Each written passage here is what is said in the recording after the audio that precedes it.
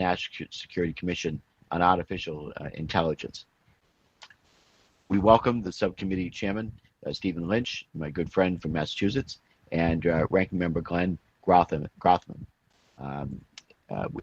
We are also pleased to host our House Armed Services Committee chairman, Adam Smith, and ranking member Mike Rogers. Looks like we have a full house today, so looking forward to this very meaningful and exciting hearing.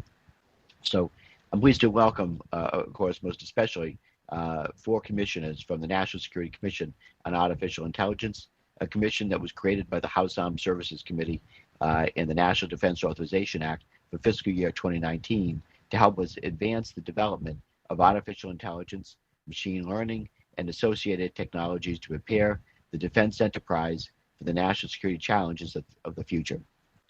We asked this commission to produce a bipartisan whole-of-government effort focused on solving national security issues. We appreciate the leadership and the hard work of our witnesses, and we owe each of them an immense debt of gratitude. Today, we welcome Dr. Eric Schmidt, Chairman of the Commission. Also, the Honorable Robert Work, Vice Chairman, the Honorable Mignon Clyburn, Commissioner on the Workforce and Ethics Lines of Effort, and Dr. Gilman Louie, Commissioner on the Lines of Effort focused on protecting and building on AI advantages, marshaling global cooperation, and threat analysis and response actions. While many of the commissioners hail from the tech sector, the world understanding of artificial intelligence truly began in government defense labs, and specifically with investments by the Defense Advanced Research Projects Agency, DARPA, and the Office of Naval Research.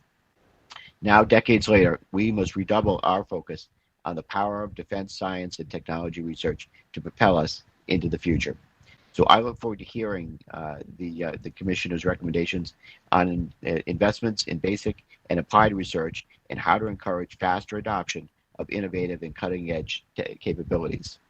The next generation challenges are upon us. And in our last subcommittee hearing, we talked about how the department can transform innovation into reality, specifically by orienting ourselves on the software and data capabilities that are often the beating heart of the platforms we acquire and that promise to dramatically improve decision-making and optimization processes. The battle space of the future will be a complex web of software, networks, and data integrated across domains and among our allies. Artificial intelligence and other next-generation innovations will be crucial in order to harness the power of data to give our men and women in uniform an edge in any future conflict. Our potential adversaries, of course, are already investing heavily in this future as well. So this commission has undertaken the difficult task to articulate the potential of artificial intelligence and the risks and benefits that lie ahead. They have worked through these issues and identified recommendations related to research and software development, opportunities for international partnerships, safeguarding against our adversaries' advancements in this space, and cultivating a 21st century workforce. Above all, the Commission has crucial recommendations related to building and deploying AI in an ethical manner that is respectful of human rights. Indeed, that last category is what sets our nation apart. I commend the Defense Innovation Board, which was also chaired until last year by Dr. Schmidt, for helping the department begin important discussions on ethics in AI. Last year, Ranking Member Stefanik and I, along with Chairman Smith and Ranking Member Thornberry, championed a package of provisions based on the Commission's first quarter recommendations that yielded 13 provisions in the National Defense Authorization Act for fiscal year 2021, with the majority deriving from the Commission's call to strengthen the AI workforce. That STEM talent is required today as much as ever to solve our most pressing national security challenges. Indeed, great power competition is also a race for talent. We must move past old models of training and learning and establish a system to dynamically upskill our workforce as the technology evolves. Ranking Member Stefanik and I were pleased to invite Commission representatives for review of the interim recommendations last fall, and we look forward to hearing about your recently released final recommendations to Congress. Incredibly, there are over 100 in total, and over 50 related to the purview of the Armed Services Committee. So we commend you for all your work and that you've put into this effort these past 2 years. We are grateful for that work and that due diligence, and we look forward to receiving your testimony today. So with that, I'll now turn to Ranking Member Stefanik for her remarks. Thank you, Chairman Langevin. The National Security Commission on Artificial Intelligence is a critical step forward that I am proud to have championed in the House with my colleagues on a bipartisan basis. And today's hearing is a culmination of years of hard work of our commission. Chairman Schmidt, Vice Chairman Work, Commissioner Clyburn, and Commissioner Louis, thank you for serving on the commission and for testifying today. Your efforts will serve as a blueprint for how our country will respond to, develop, and lead the world in artificial intelligence capabilities. As we know, AI not only brings immense technological opportunities and innovation, but AI will also bring significant risks as our adversaries will deploy AI to challenge American interests and securities on our shores and abroad. And importantly, as you laid out in your final recommendations, AI will affect every facet of life going forward, from civil society to our economy and, of course, national security. For the Department of Defense specifically, this final report is stark in its assessment. China will surpass the United States in AI leadership and win the innovation race if we fail to invest in emerging technologies and if we fail to take a whole of government approach to AI. The impact on our national security is profound and disturbing, and the report concluded that China will achieve superiority over the U.S. within the next decade if we don't solve our organizational and investment challenges by 2025, just 4 years from now. We face hard choices given our limited resources to maintain that technological advantage over China. Future conflicts will take place on an AI battlefield, and we must consider the future of systems that are not AI enabled. Simply put, DoD must be willing to take on risk, and Congress should support those efforts. Further, the U.S. cannot win this competition if we don't have the right workforce. The Commission highlighted our talent deficit and concluded this problem is the greatest impediment to being AI ready by 2025. Chairman Langevin and I are committed to solving this talent deficit, and last year we introduced legislation to retain technical talent here in the U.S. I also look forward to hearing more about the Digital Service Academy recommendation and other ways we can develop the necessary workforce within the DoD. Alternatively, our private sector is driving many of the advancements in AI, and we should encourage increased collaboration between the department and private sector partners. This subcommittee understands the issues many companies have interacting with DoD, primarily the onerous acquisition process. This report underscores the importance of reducing red tape so the department doesn't hinder cooperation with the private sector. Again, I'm very proud of the work accomplished by this commission and the work that we did to include many of the recommendations in last year's NDAA. But more work must be done. Our warfighters must have the most advanced technological capabilities to deter and defeat our adversaries in an AI environment. To improve the lethality capabilities of our forces, we must continue supporting the Joint Artificial Intelligence Center and enable the services and combatant commands to develop, tailor, and deploy AI systems to the battle space. I look forward to the presentation today and the discussion, and I yield back. Thank you, Ranking Member Stefanik. I'll now recognize Chairman Lynch for his remarks. Good morning, Mr. Chairman. Thank you very much. Before I begin, I do want to thank you, Mr. Chairman, for your continued leadership in the areas of cyberspace operations, artificial intelligence, and other developing technologies, all with critical implications for our national security. I'm pleased to join Chairman Smith, Ranking Member Stefanik, and Ranking Member GROWMAN as our subcommittee conducts today's important work to examine the final report released earlier this month by the National Security Commission on Artificial Intelligence. AI carries the remarkable potential to enhance and even transform our national security. We're already beginning to integrate AI algorithms, applications, and systems to facilitate intelligence collection and analysis, including to detect and prevent future terrorist attacks. We're also deploying AI to support battlefield medical evacuations, logistical missions, and military operations in Iraq, Syria, and Afghanistan, and other conflict zones. On the Financial Services Committee, where I serve as chairman of the Task Force on Financial Technology, we're seeing the use of AI and machine learning technology to enhance international investigations to combat terrorism financing and money laundering. However, the evolution of artificial intelligence has also heightened the prospect that America's adversaries will win the race to develop and deploy AI, and to do so for malign purposes, to the great detriment of our national security, as reported by the National Security Commission on Artificial Intelligence, and this is a quote: AI is expanding the window of vulnerability that the United States has already entered. For the first time since World War II, America's technological predominance, the backbone of its economic and military power, is under threat, close quote. Clearly, cybersecurity has become synonymous with national security, and our fundamental duty to protect our democracy requires that we become, quote, AI ready. Is somebody trying to intervene? Okay. With resources, personnel, and strategies necessary to meet these urgent challenges.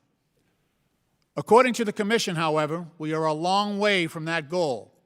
Absent shifting trends, quote, China possesses the might, the talent, and ambition to surpass the United States as the world's leader in AI in the next decade. In his 2020 book, The Kill Chain, Defending America in the Future of High-Tech Warfare, Christian Brose, who's the former staff director of the Senate Armed Services Committee under Chairman John McCain, articulates that, quote, a core pillar of the Chinese Communist Party's plan in harnessing emerging technology is to leapfrog the United States and become the world's preeminent power. In fact, the 2017 Development Plan on Artificial Intelligence issued by China's State Council envisioned that China will lead the international AI sector as soon as 2030. It's also worth noting that in the race to develop and deploy AI, our adversaries, such as the Russian Federation and the People's Republic of China, do not struggle with the moral restrictions faced by democratic governments on the use of AI-enabled autonomous weapons, nor are they hindered by moral considerations regarding the impact of AI on civil liberties. However, thanks to the expertise and the dedication of the NSCAI commissioners and their staff, this final report that they have released earlier this month sets forth a comprehensive blueprint to help the new administration and Congress allocate appropriate federal resources toward the advancement and integration of AI technologies, technical infrastructure, and a digitally proficient workforce. We must also work together to ensure that these efforts maximize the opportunity for robust oversight, transparency, and accountability that reflect our compelling national interest in safeguarding the civil liberties of all Americans. To that end, I'm proud to be an original co-sponsor of Representative Laurie Trahan's upcoming legislation to establish a digital service academy, the creation of a fully accredited university to train future public servants in artificial intelligence and other digital fields is a principal recommendation, including in the Commission's final report. I want to thank you, Mr. Chairman. I look forward to today's hearing and discussing these issues with our distinguished panelists, and I yield back the balance of my time. Thank you, Chairman Lynch. And again, I'm grateful that you and I could team up to bring our two subcommittees together on this very important topic. And I thank you for your leadership. With that, we'll now turn to Ranking Member GROWMAN for his remarks.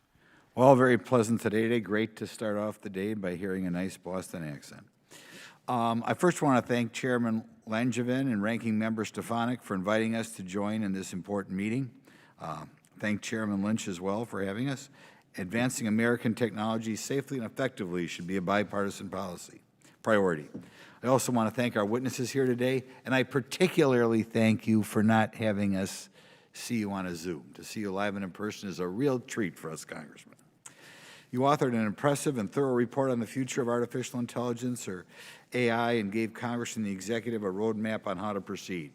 Government use of artificial intelligence poses significant and potentially positive outcomes, but also significant challenges, particularly surrounding ethical use and data security. I think it's the duty of Congress to examine both the positives and negatives of AI prior to authorizing what is likely to be billions of dollars for decades. Your report highlights much of this, but I want to focus on two main topics: improving the government and ensuring privacy. The purpose of civilian government use of AI should be to decrease the footprint and size while increasing the efficiency and effectiveness of the federal government. It would defeat the purpose of massive investment in an automation technology to simply expand the size and scope of agencies instead of streamlining the workforce. An analysis by Deloitte suggests that smart use of AI can save billions of man-hours and billions of dollars. This level of savings can only be experienced if the government makes cuts where AI allows us. We can see these benefits already taking place all over the government, like at the Social Security Administration and the Patent and Trademark Office. As the technology grows and advances, so must our workforce. The government The government must get better at recruiting and retaining top talent. To achieve the benefits of AI, we must be able to ensure our fellow Americans that the data is safe and the technology is being used ethically. AI can be prone to false positives and negatives and over-reliance on suspected patterns. It also relies on massive amounts of data in order to continue to learn and evolve. We must protect this data through data stewardship requirements, data transparency and disclosure rules, data governance rules, and data collection rules. These protections must be put in place. We can see the dangers of runaway AI use in China. Using AI to support genocide in Xinjiang and suppress democracy in Hong Kong provides insight into how our adversaries view and use this technology. I'll say, rather than suppress democracy, I guess I should say suppress freedom, as a way to suppress dissent and to become a global and economic military power. It is vital that the U.S. counter these actions. I look forward to hearing from our witnesses today about how we can balance the new global arms race with government efficiency and privacy. Thank you. I yield back. Thank you, Ranking Member Grothman, for your remarks. We will now hear from our witnesses, then move into the question and answer session. With that, and I just want to make sure that Chairman Smith or Ranking Member Rogers didn't have any opening comments. I'm good. Thanks, Jim. Okay, very good. And I don't know if the ranking member is on, if he had any comments. Hearing none. Okay, then we will we'll now turn to our witnesses, as I said, and then move to the question and answer period. I'd like to now recognize Dr. Eric Schmidt, Chairman of the Commission. Dr. Schmidt is the co-founder of Schmidt Futures, was the technical advisor to the board of Alphabet, and before that, the CEO of Google. He has a distinguished record of contributions to the national security technology community, including chairing the Defense Innovation Board. Dr. Schmidt, as a commissioner on the Cyberspace Solarium Commission, I just want to say a big thank you for your commitment to ensuring that the two commissions work together. And let me say how pleased I am to see you champion some of the Solarium's recommendations as well. So we are deeply in your debt. I'm grateful for your contributions in these areas, and I now recognize you to summarize your testimony for 5 minutes. Well, thank you, Chairman Langevin, Ranking Member Stefanik, Chairman Lynch, Ranking Member Rothman, and the members of all the committees. I am very pleased on behalf of all the commissioners to present 751 pages, which you asked us to produce more than 2 years ago, and I could not be prouder of this report. And both the quality and the heft are worth noting. More than 2 years ago, this committee, the House Armed Services Committee, foresaw the huge impact of AI on our society and our national security, and also foresaw the future and potential, perhaps likely threats from our opponents. And that process, along the way, we worked with you in the NDAA a year ago to get some important changes in the legislation that will really help our nation. Just overall, I cannot say enough about the way we've worked together, the support that you all have given us, and an opportunity that you've given us to serve the nation. What I thought I'd do right now is just give a quick summary of where the report is, and my fellow commissioners can take you into some of the very interesting detail. We reached a number of overarching judgments. The first is that the government is not organized nor resourced to win the technology competition against a committed competitor, and it's not prepared to defend against AI-enabled threats. And we strongly believe that our nation needs to be AI-ready by 2025 to defend and compete in the coming era of AI-accelerated competition and conflict. So we put the report into two parts. The first part is part one, defending America in the AI era. And it's fundamentally how the U.S. government can use AI technologies to protect the American people and our interests. It focuses on the implications of applications of AI for defense and security. The second part is winning the technology competition. It's obvious, by the way, we should win that. Recommends government actions to promote AI innovation, promote national competitiveness, and protect critical U.S. advantages in the larger strategic competition in China. In the idea of simplifying what we need to get done, we came up with four priorities with a great many details that you'll hear about. The first one is leadership. The government isn't quite ready for this fight. It's not organized in the right way.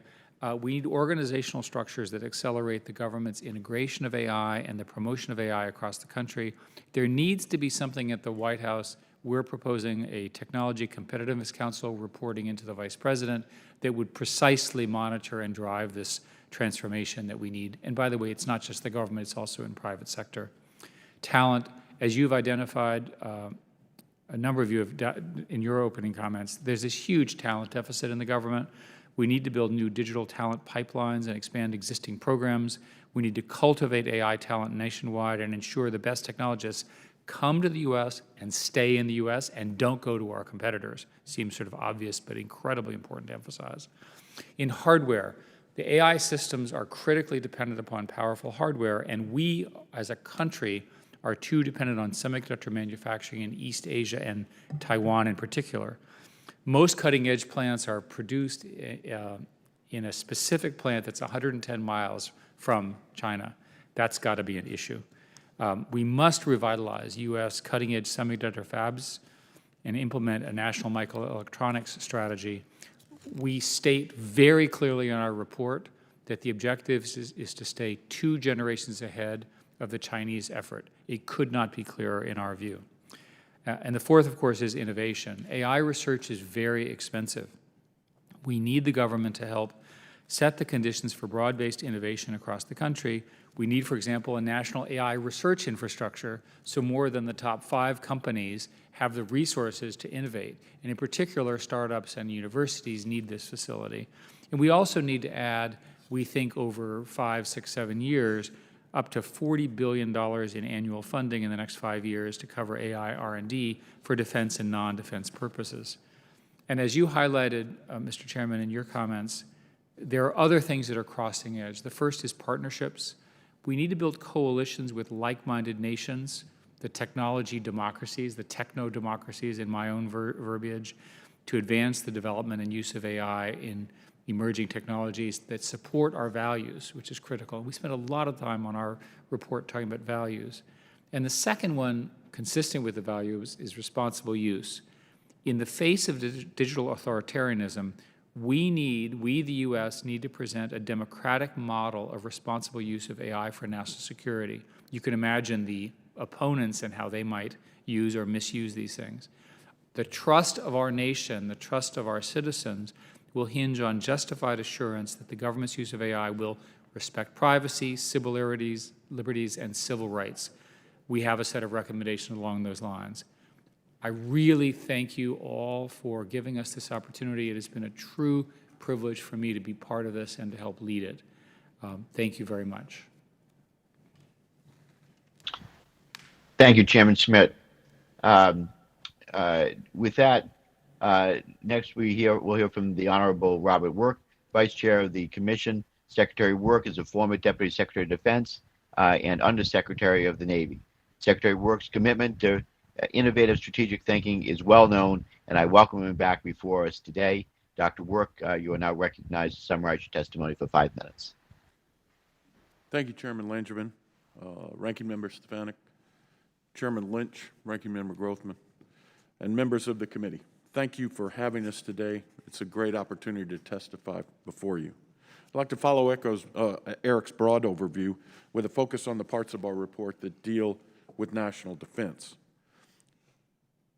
The Commission fears that our armed forces will lose their competitive military technical advantage within the next decade if they do not accelerate the adoption of AI across all their military missions. Now, the intelligence record, we think, is quite clear. I also would just like to note that we have a classified annex that I would commend to all of the members. It is a summation of the intelligence record of what we think or know what our competitors are doing with AI. We're not going to be able to defend against AI-enabled threats without ubiquitous AI capabilities of our own and new warfighting concepts and paradigms. Without question, an AI-enabled force is going to be more effective. AI-enabled systems can make targeting more discriminate and precise, thereby reducing civilian casualties and damage to civilian infrastructure and other protected entities. It will improve the tempo, speed, and scale of operations, and it will enhance the way the battlefield can be monitored. It will help the way that commanders understand what is happening in the battle space. It will also augment the abilities of service members, including the way they perceive, understand, decide, adapt, and act in the course of all their missions. As Eric has said, if we are going to win this competition, we think we need to be what we call AI ready by 2025, which by that we mean we'll have the foundation in place for the widespread integration of AI across the force. There are 4 main ingredients to achieve this vision. First is top-down leadership and strategic direction. On a transformation of the scale that we believe is necessary, you have to have strong top-down leadership. They set the priorities, they overcome the barriers to change. We think the JAIC's new reporting structure established in the NDAA is a strong first step. Congress should also direct the department, in our view, to form a steering committee on emerging technology that includes representation from the intelligence community. And this steering committee would drive action and emerging technologies. Priorities should be implemented through a technology annex in the National Defense and Intelligence Strategies. The committee would align priorities, strategy, and resources across OSD, the Joint Staff, and the intelligence community. Effective integration of the AI is absolutely going to require a close partnership between the technologists and the warfighters.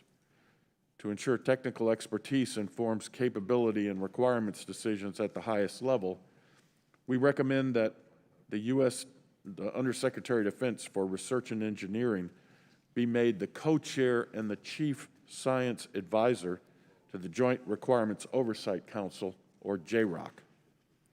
We also believe the department should set specific AI readiness performance goals by the end of fiscal year 2021, and this will drive the outcomes of being AI ready by 2025. Second, the department, we think, must ensure it has in place the resources, processes, and organizations to enable AI innovation. The department needs to establish a common digital ecosystem. It's called the Joint Common Foundation in the Department of Defense. That's the good first start. That's the technical foundation for all AI development fielding. So it's going to include access to a secure cloud, AI software, trained models, data, and algorithms, as well as high-performance computing power and a development environment that allows the entire AI stack to be put together in a way that is secure and will do what we expect it to do on the battlefield. We think JAIC should be designated as the department's AI accelerator. The JAIC, in our view, should focus on applications, not on hard research. Essentially, the JAIC's role is to try to get as many applications into the field as possible. And they provide the resources through the digital ecosystem or the Joint Common Foundation. They also can provide subject matter expertise to support AI efforts across the department without becoming a central clearinghouse. The department has to expand the use of specialized acquisition pathways and contracting authorities to source and deliver the best AI. Ranking Member Stefanik mentioned this. Software and algorithms are just a different kettle of fish than ships, airplanes, missiles, etc. And we have to come up with ways that are specific to get those algorithms and models developed and into the hands of our warfighters. We have to come together also to reform the planning, programming, budgeting, and execution process. Congress has provided the Department of Defense with an expanded toolkit of acquisition and contracting approaches. And the department's effort to adopt AI will be impeded by processes that are unsuited to digital technologies and the pace of development of AI right now.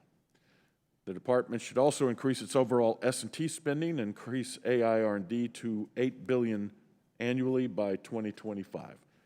We think that's totally appropriate within the size of the DoD R&D budget, which is the largest in its history. Third, we think AI adoption has to be accelerated. We think one of the ways to get these algorithms and models across the valley of death and into the hands of warfighter would be if Congress could create a dedicated AI fund specifically designed to speed operational prototyping and transition, overseen by the Undersecretary of Defense for R&E. We think the department should prioritize adoption of commercial AI solutions, especially to its core business processes and administrative processes, as well as logistics and sustainment systems. Technologists should be integrated at every level in the department, in the administrative side as well as the operational side. This would mean, for example, standing up AI development teams at the COCOMs. And fourth and finally, as Eric said, we need the adoption of these technologies among our allies and partners and promote AI interoperability. Thank you again for the opportunity to testify here today, and I look forward to your questions. Thank you, Mr. Chairman. Thank you, Secretary Work. Greatly appreciate your contributions and efforts on this extraordinary report and effort. Thank you. We'll now receive testimony from the Honorable Mignon Clyburn. Commissioner Clyburn spent 9 years on the Federal Communications Commission, where she worked to close the digital divide. She has a distinguished career fighting for diversity in the communications sector, and I welcome her back to share more of her thoughts on workforce and ethics from the Commission. Commissioner Clyburn, you are now recognized to summarize your testimony for 5 minutes. Thank you very much. Chairman Langevin, Ranking Member Stefanik,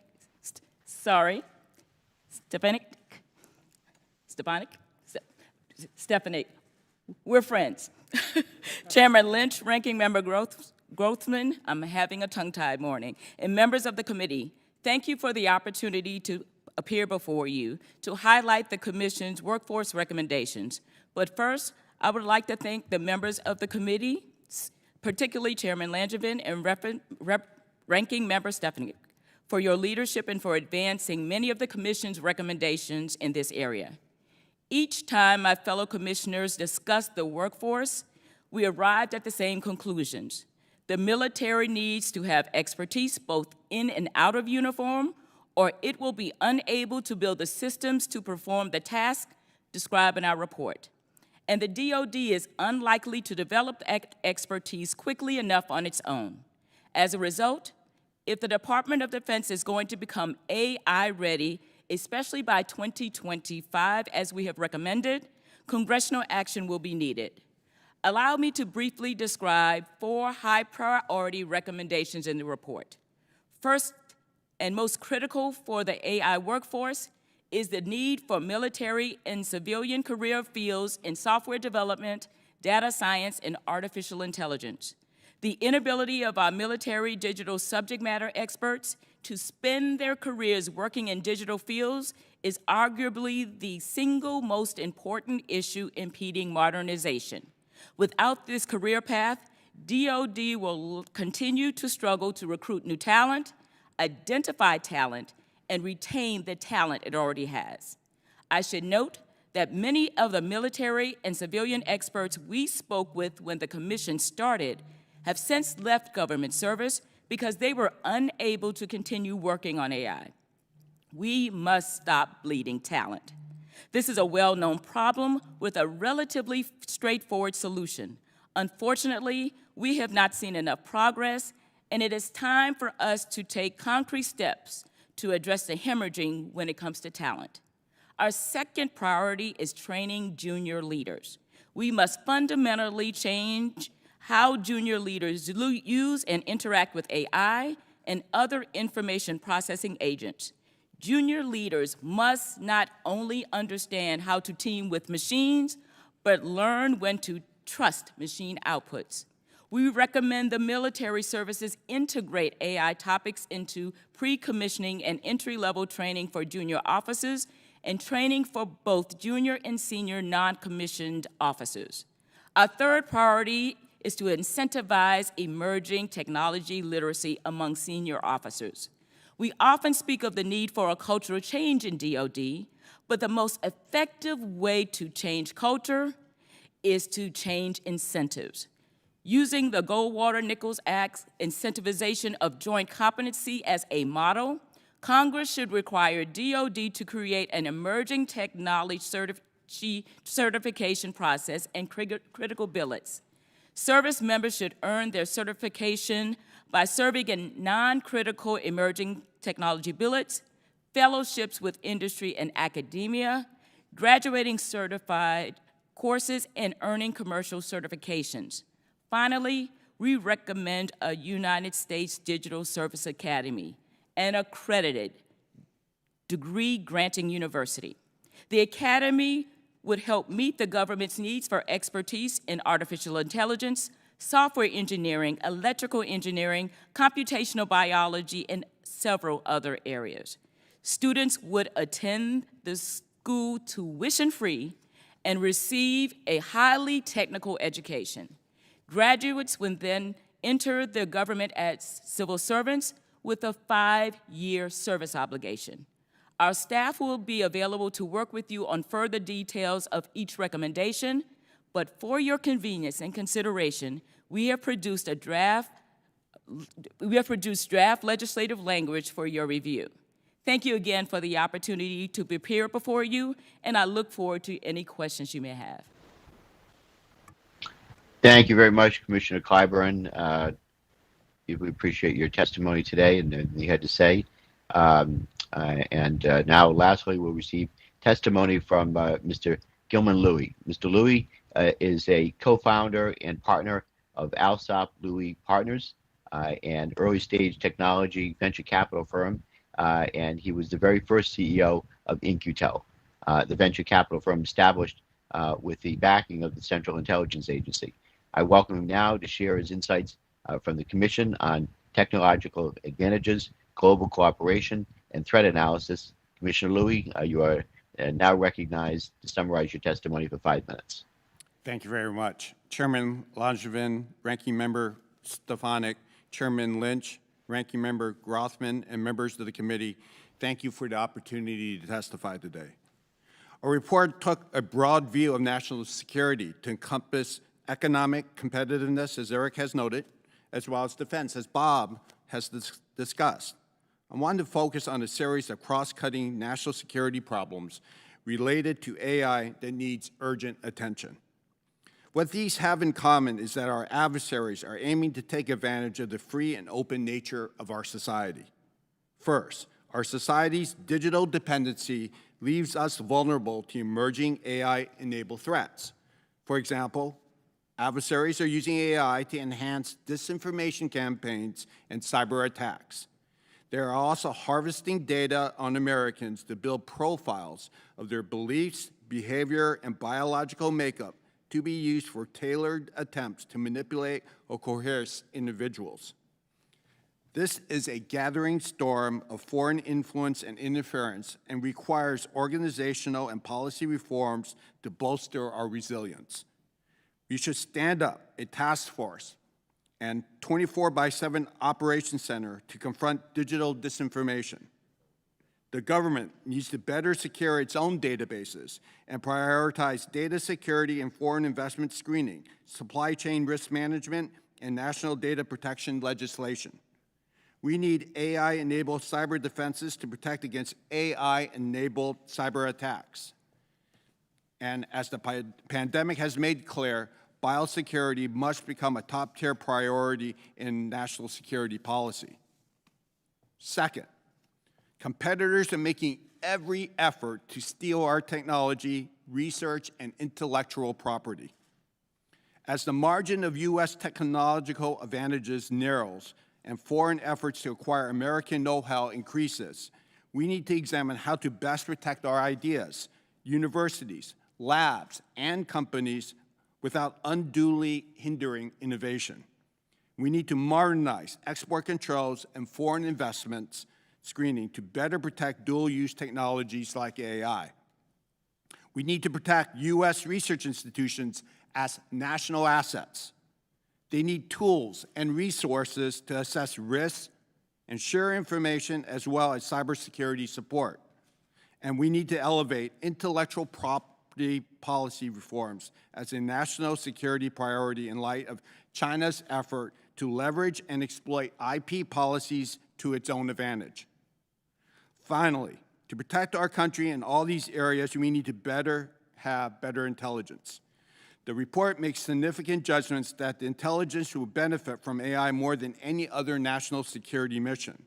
The intelligence community should integrate AI across all aspects of its work, from collection to analysis. We need to empower science and technology leaders in the IC. We need to leverage open source information. And we need new approaches to intelligence fusion and human-machine teaming to develop better insights and augment human judgment. Let me close by saying that just as AI is posed to impact all sectors of society, it also poses to impact all dimensions of national security. I urge Congress to review the full range of national security problems addressed in this report and adopt our recommendations to address them. Thank you, and I look forward to your questions. Thank you, Commissioner Louie. I deeply appreciate you lending your expertise and efforts to this commission, and thank you for your testimony today. We'll now turn to member questions, and we'll recognize members for 5 minutes. I'll begin by recognizing myself for 5 minutes.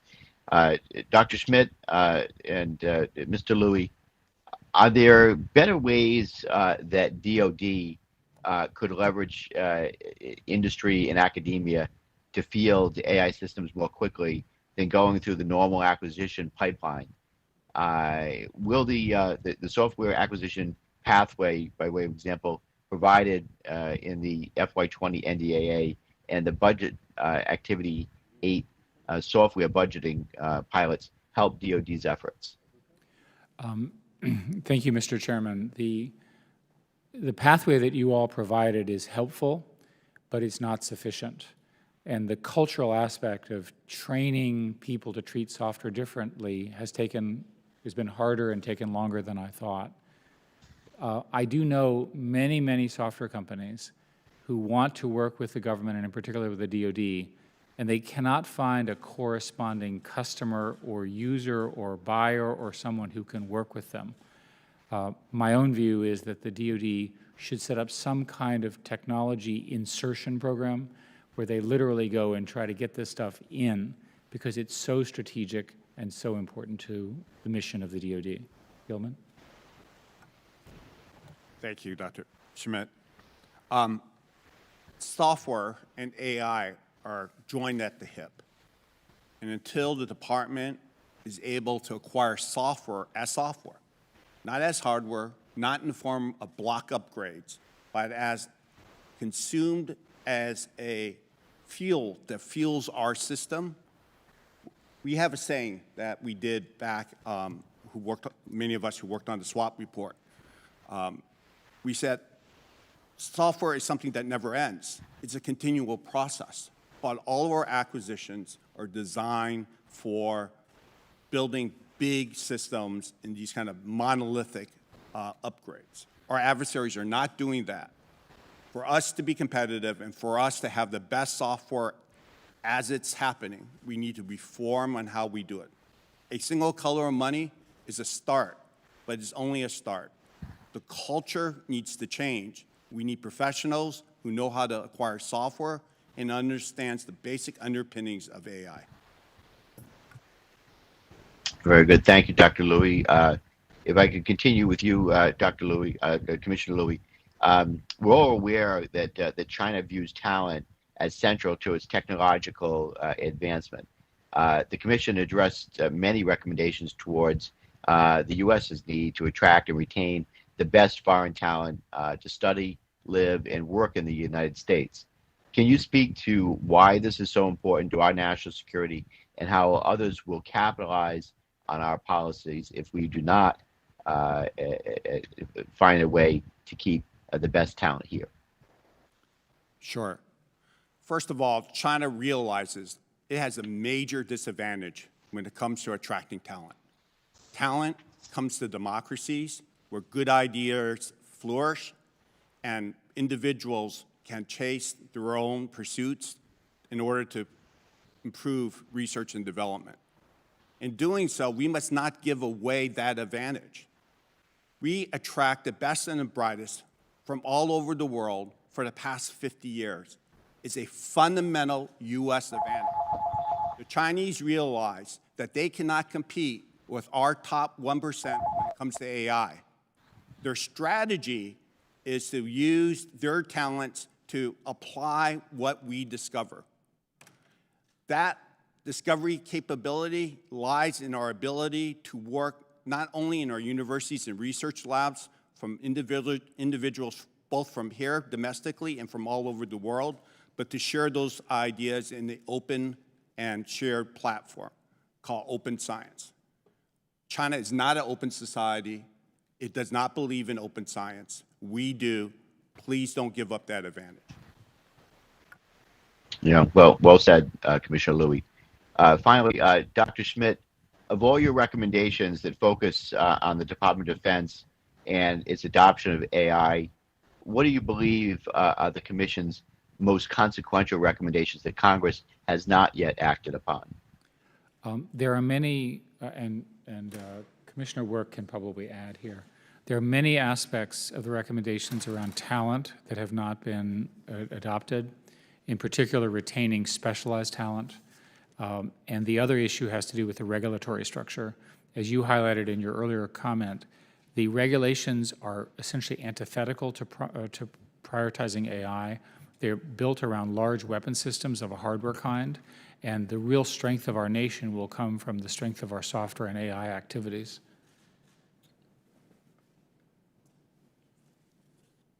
Commissioner Work, did you have anything to add, Mr. Secretary? Sir, I'll just say that there's three general areas. I don't have a single answer, so with your forbearance, I'll give you three. The first is under leadership and strategy. We think that tri-chair steering committee is absolutely central to provide the top-down leadership and push for the integration of AI throughout the force. And having the JROC as the co-chair, having the Undersecretary of Defense for R&E as the co-chair for the JROC will make sure that technology and capabilities and requirements are absolutely synced up. Under enabling the resources, processing, and organizational constructs, getting that common digital infrastructure, which means secure cloud. We hope we can get to a secure cloud for the department, but having the algorithmic libraries, et cetera, and having Jake established as the AI accelerator is probably the most important thing at the applications level. And then under accelerated adoption, it's trying to get these teams out to the field, out to the COCOMs. Dr. Schmidt and I visited SOCOM, for example, and what they're doing down there, where the combatant commander himself has taken this as a personal mission and established the talent and team to push it, has really seen some remarkable advances in special operations capabilities. We need to have those same type of teams and approaches in the Indo-Pacific Command and European Command. So thinking of it in terms of leadership, enabling resources and processes, and accelerating adoption would be the three things that I would say are the most consequential. Thank you, Secretary Work, and thank you all for your answers. With that, Ranking Member Stefanik is now recognized for 5 minutes. Thank you, Chairman Langevin. An idea that each witness and each commissioner has highlighted today, as well as the chair of the Oversight and Government Reform Committee, is this bipartisan proposal for a digital service academy, and how the issue of workforce and talent is going to make or break whether the United States is able to lead in AI. So my question is for Chairman Schmidt. Can you expand upon this recommendation to include how such an academy should be established? And then I also want to hear what have been the impediments to this recommendation.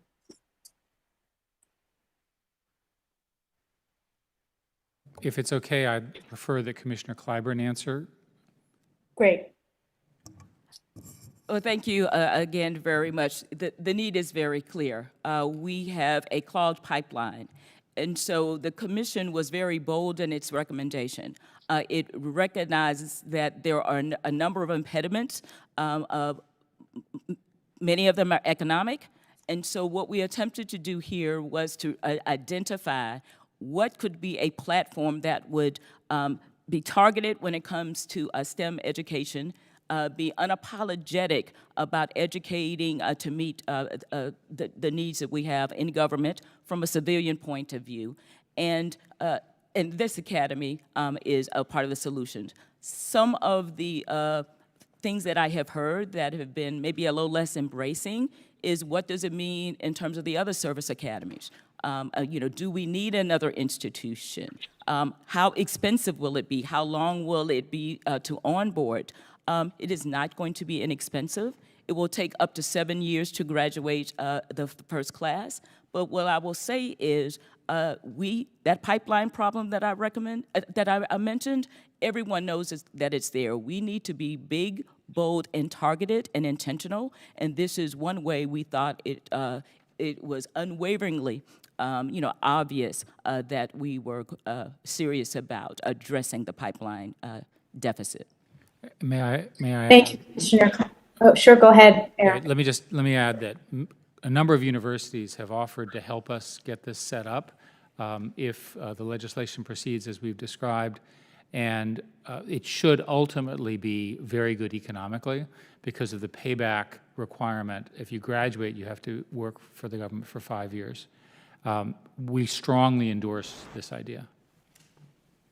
Well, I appreciate that. I think this is going to be one of the most important ways and important strategies that we need to work on a bipartisan basis to embrace in order to make sure that we maintain the competitive edge. And my other question is on the timeline issue related to workforce and talent. Commissioner Clyburn, you talked about the 7-year time period to even graduate students from a digital service academy, but yet the report talks about this 2025 timeline in order for the United States to maintain that edge against China. Are there any steps we can take now to address this talent deficit before 2025 or before that 7-year period with the Digital Service Academy? And if yes, what are those steps? Yes, ma'am, thank you for that, and forgive me for struggling with your name. We say a lot of long A's and long E's, so forgive me. It's okay. South Carolina. So one of the things that we recommend is an agency-specific digital corps, and this would be modeled after the Army's Medical Corps. And this would allow for specialized personnel and policies and guidelines for promotion. One of the issues when I mentioned those who have left government is there was no way to stay on an AI track and to get promoted and for us to benefit benefit from that. The National Reserve Digital Corps, again, another civilian track, modeled after the other, reservist opportunities. We can quickly get those committed and on board to offer at least 38 days a year for service. They could triage, they could help, they can assist, and they could augment. The scholarship, we have, scholarship service, programs that we need to expand, and we should expand the cyber core for scholarship service. That would be NSF managed, that would allow those who qualify to work in agencies. There's some things that we can do right now that will ensure a pipeline while we wait for that first graduating class. Great. Thank you so much, Commissioner Clyburn. Thank you, Chairman Schmidt, and all of the commissioners for your emphasis on the workforce challenge. Yield back. Thank you, Ranking Member Stefanik. Chairman Chair now Work wanted- recognizes Chairman Lynch. Sorry, Chairman Work wanted to make a comment. Thank you, Mr. Chairman. First of all, I want to thank the panel for all of your work. First of all, coming here today in person, I think speaks to the urgency of the issue, and we appreciate that. And also, we're thankful for this report. Normally in Congress, when we see a 750-page document, we assume that it was compiled for the purpose of defending itself against the risk of being read. But I'm happy to say that your document is an exception. And I want to just point out to my colleagues and staff that in Appendix D, so not only did it make recommendations about what might be done to address the problem, but it also includes draft legislation in rudimentary form to really, so it's all worked out pretty much. It can be refined a bit, but it's a head start on a lot of the work that we are engaged in here at the Capitol, and I appreciate your work. I do want to follow up on Ms. Stefanik's inquiry regarding several of you have talked about the dearth of talent and the fact that we've got to get more young people into the pipeline. I am a co-sponsor of Ms. Trahan's bill for the Academy, but I've had a similar problem in my own district. I represent a big part of Boston. A lot of the jobs in my area that are being created were really heavily reliant on a math and science background, and in the traditional public schools, we weren't getting that. So I actually founded a charter school that triples the amount of math and science that kids would have gotten had they gone to the traditional public schools. So, and there are a lot of schools around the country that are doing this, both traditional public schools and charter schools. Is there a way that we might be able to incentivize that type of activity? Because we've got to not just think about people who might serve in government tomorrow, literally, but also increasing that or animating that pursuit around issues like cyber, artificial intelligence, so many other areas that are coming at us at a pace that is unprecedented. The velocity of change is breathtaking in terms of what we're grasping, both in Congress but also in our society. Is there a way that we might incentivize that learning at a much lower level than we're talking about for this Academy? Yes, sir, I believe we can. I think we need to demystify what STEM is or what STEAM is. When people hear about that, they think it's for a certain segment of the community. They don't recognize that if a young person creates any type of product, a designer that creates lipstick, that's science. And so what we need to do, I think, a better job of messaging is saying this is what it is. It is a part of your everyday, your everyday culture. This is science. This is engineering. And we need to help our teachers become better facilitators. and supportive. And we really need to recognize some of the existing cultural barriers when it comes to especially women and underrepresented groups. So after-school programs, that's important. NSF has, in programs, we need an all-of-the-above approach in order to erase some of the challenges that you see. And kudos to you for starting the charter school with that focus. Mr. Chairman, we're about to consider several immigration bills in Congress. We've already begun debate about that. They're being put together. Is there an opportunity for us to use the visa program and that immigration bill as a way of getting talent? I see that Canada does a very good job at this. There's actually a little tension between the Chinese government and the Canadian government because Canada has been so successful in recruiting some really top-line talent from China and Asia. I tend to think we should be doing the same thing, using the promise of America to attract, some of the talent that we'd like to get to work on some of the issues that we have in the country. Is there a way to do that through our upcoming immigration debate? There's no question that the United States will be stronger if we encourage high skills immigration.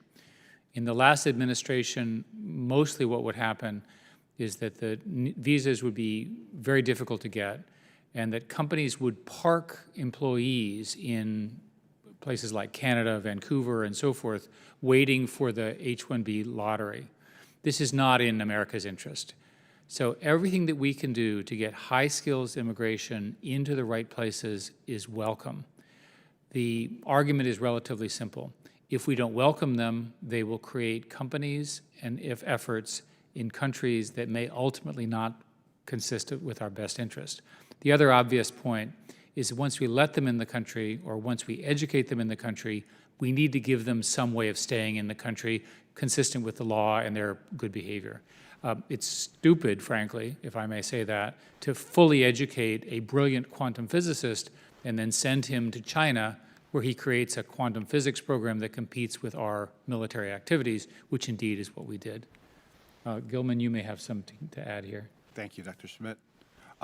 We had some very specific recommendations in our report. First, we should expand our O&J visa programs. We have many talented individuals who want to stay in the United States, but they don't do it through the classical means of having published reports in things like Nature. For that, that's terrific. But AI is moving so rapidly, we need to open our aperture on who should be eligible for that class of visa. Second, we want entrepreneurs. Entrepreneurs who come to the United States create jobs for Americans. And we should develop and expand that lane for individuals, particularly in these areas of high competitions in science and technology. We want those entrepreneurs. We want them to create jobs here and build great American businesses. And finally, we made a recommendation. With the appropriate screening in place, we believe that anybody receiving a doctorate degree in a science and technology area or areas of critical requirements should be granted a visa. We want these individuals to stay, not go back and develop competing capabilities elsewhere. Mr. Chairman. Thank you, Chairman Lynch. Yes? I was just going to say, and this goes back to Ranking Member Stefanik's question. We looked at this as we wanted to exploit our homegrown talent, we wanted to attract worldwide talent, and we wanted to ID and use the talent we have on hand. So exploiting homegrown talent, Commissioner Clyburn continually just said, look, we've got a lot of people who want to get into STEM. They don't have the opportunity to do it because they can't afford to go to college. So the National Research, the National Digital Corps, National Reserve Digital Corps was designed to do just that. It's like the NROTC program, or the ROTC program. Anybody can apply. They'd get a full ride. And when they graduate, they would 38 days a year, like a National Guardsman or someone in the National Guard, where 2 days out of every month they would come into a unit and say, how can AI or these advanced technologies help you accomplish your mission better? I'm here to help you do that. And then 2 weeks out of the year, they'd go to a military exercise and say, geez, if you just implied machine learning in this particular application, you're going to be 15 times more effective. And so that was really trying to attract homegrown talent. The Digital Academy is designed to get people into the government for a long period of time so we can exploit them.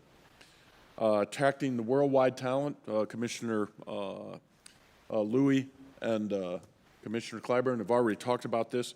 But the third thing I wanted to say, which we haven't talked, is there's a lot of talent in the Department of Defense right now. These young men and women, many of them are great coders. All they want to do is have an opportunity to get on a software development team, and they will rock the world. So many of the suggestions we have is, how do you identify those people? Give them a classifier that we can follow and assign. And that's how we're confident we could get to 2025 before we're getting 700 graduates from the Digital Academy. So we took it from a holistic view, Mr. Chairman. Thank you. Thank you for that. Thank you, Mr. Chairman. I yield back. Thank you, Chairman Lynch. Mr. Grothman, Ranking Member Grothman is now recognized. 5 minutes. Sure, a few questions. This is not something, I didn't anticipate that the debate here would wind up over immigration, but it's an interesting topic. Do you think we should have some sort of math and science tests as we decide who's going to be able to immigrate in this country?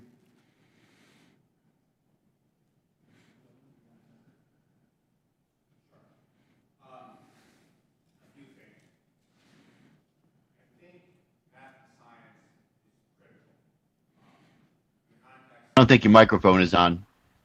I think math and science is critical.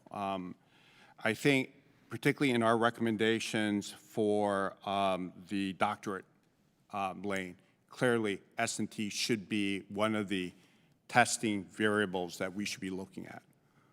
That's the talent that we need in this country, and we should be very explicit to the rest of the world. If you want to come to the United States and produce your talents and use it well here, we welcome you. Absolutely. When I talk to immigrants in my area, they sometimes complain that the smartest people are going to Australia, New Zealand, Canada, and we're getting the ones who aren't. So if the chairman wants to put a math and science requirement in the immigration, well, it's something we can look at. Now, we talk about ways in the government getting more involved in AI. Are there areas of the government that you think will be able to be cut as we improve in artificial intelligence, since presumably it will, improve a variety of things? I feel sorry. All of a sudden now Chairman Schmidt had to put a mask on. It was great seeing you without the mask. Trying to follow the rules. Bob, do you want to answer the government question? You've sent shivers down my spine because now I'm going back to my time as the deputy secretary, and every time a question like this came up, I would always hate to answer it. But generally, we know that AI is going to have a tremendous impact on all the back office processes in the Department of Defense and the federal government. And it will become more efficient, and you will require fewer people to do the work. So I would expect this to have some reduction in the overall federal workforce as AI is completely implemented across the government and in the Department of Defense. Do you think it'd be a good idea to have targets right now? Because you know what happens, nobody ever wants to cut the government. And I agree with you. Hypothetically, one of the benefits of artificial intelligence is that it should make things more streamlined and reduce the number of positions, but people around here don't like to do that. And that's why I'm trying to ask you right now, so we know in advance when we're putting together the budget in 2028, where we can expect to have reductions in personnel. I think it's reasonable to expect that some of the overhead functions will be smaller and that the specialized functions will be larger. And the easiest way to achieve that would be not to do what you're describing, but instead put some guidance on the kind of people that are being hired now, because the hiring pipeline takes a while.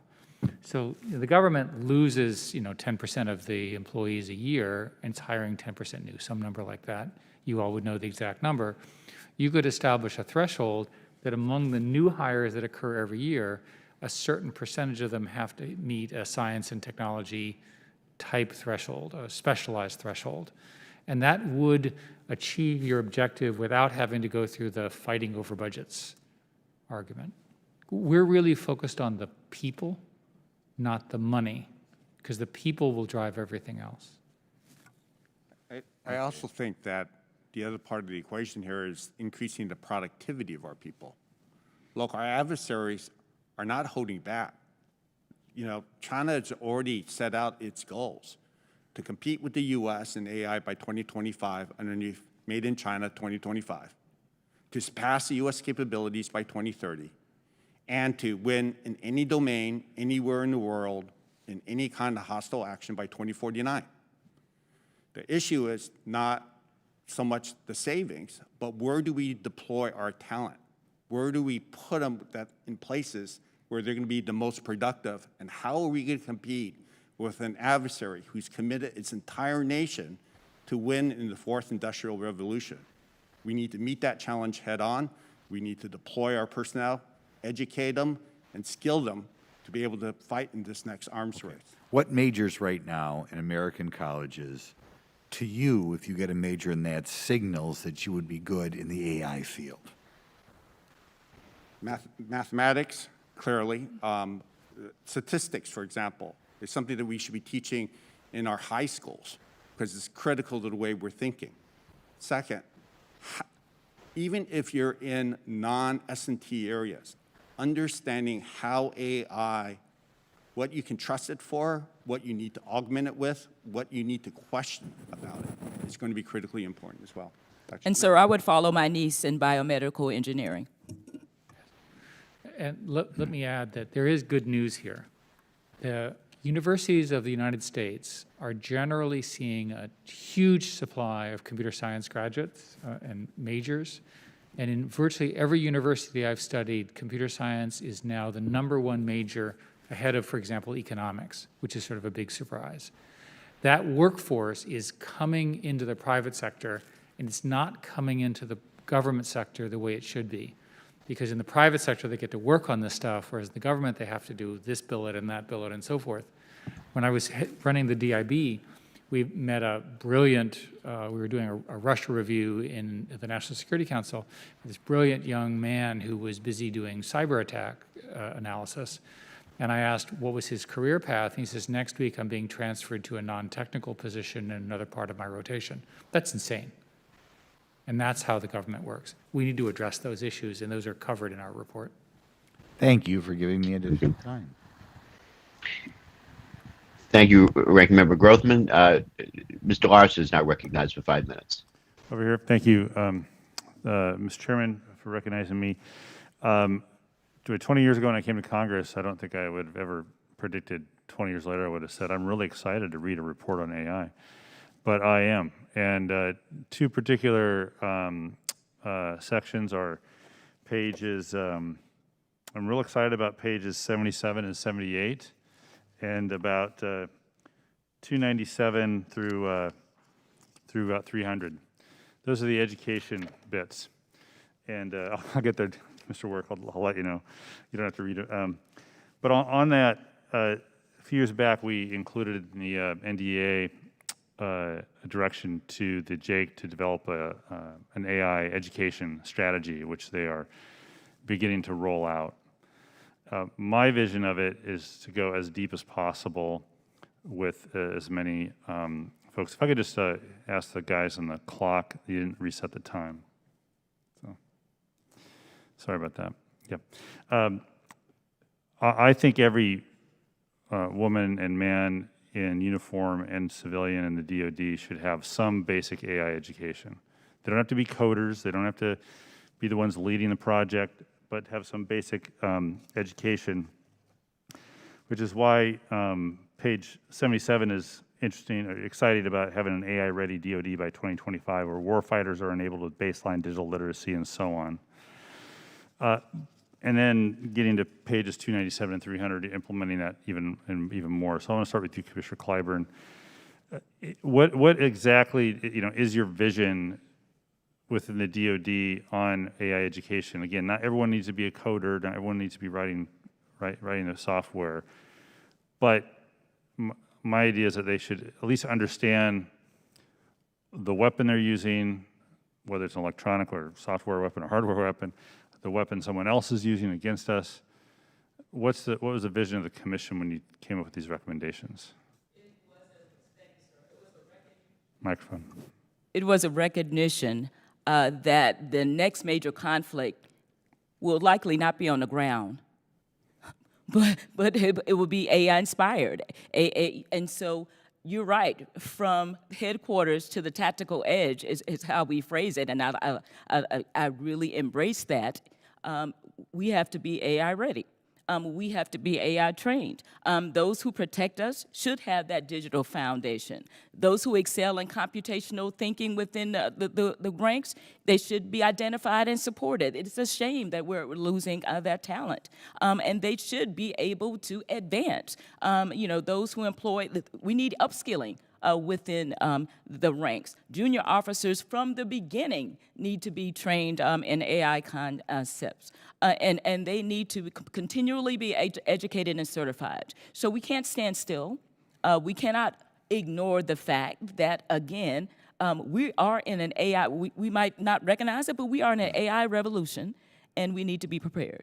Did you look at the Jake's current work then on this education strategy with these recommendations? Yes, we did, and I will yield the rest of my time to Mr. Work. Yeah, I was going to ask him. Good. Yeah. Thanks. Well, I'd just like to start, sir. Andrew Moore, Dr. Andrew Moore, formerly of Carnegie Mellon, now at Google, is one of our commissioners who leads Line of Effort 1, which is the research and development line of effort. And I remember quite clearly the first time he was talking to us, and he said, look, you can get a lot accomplished with young men and women who aren't a computer science graduate.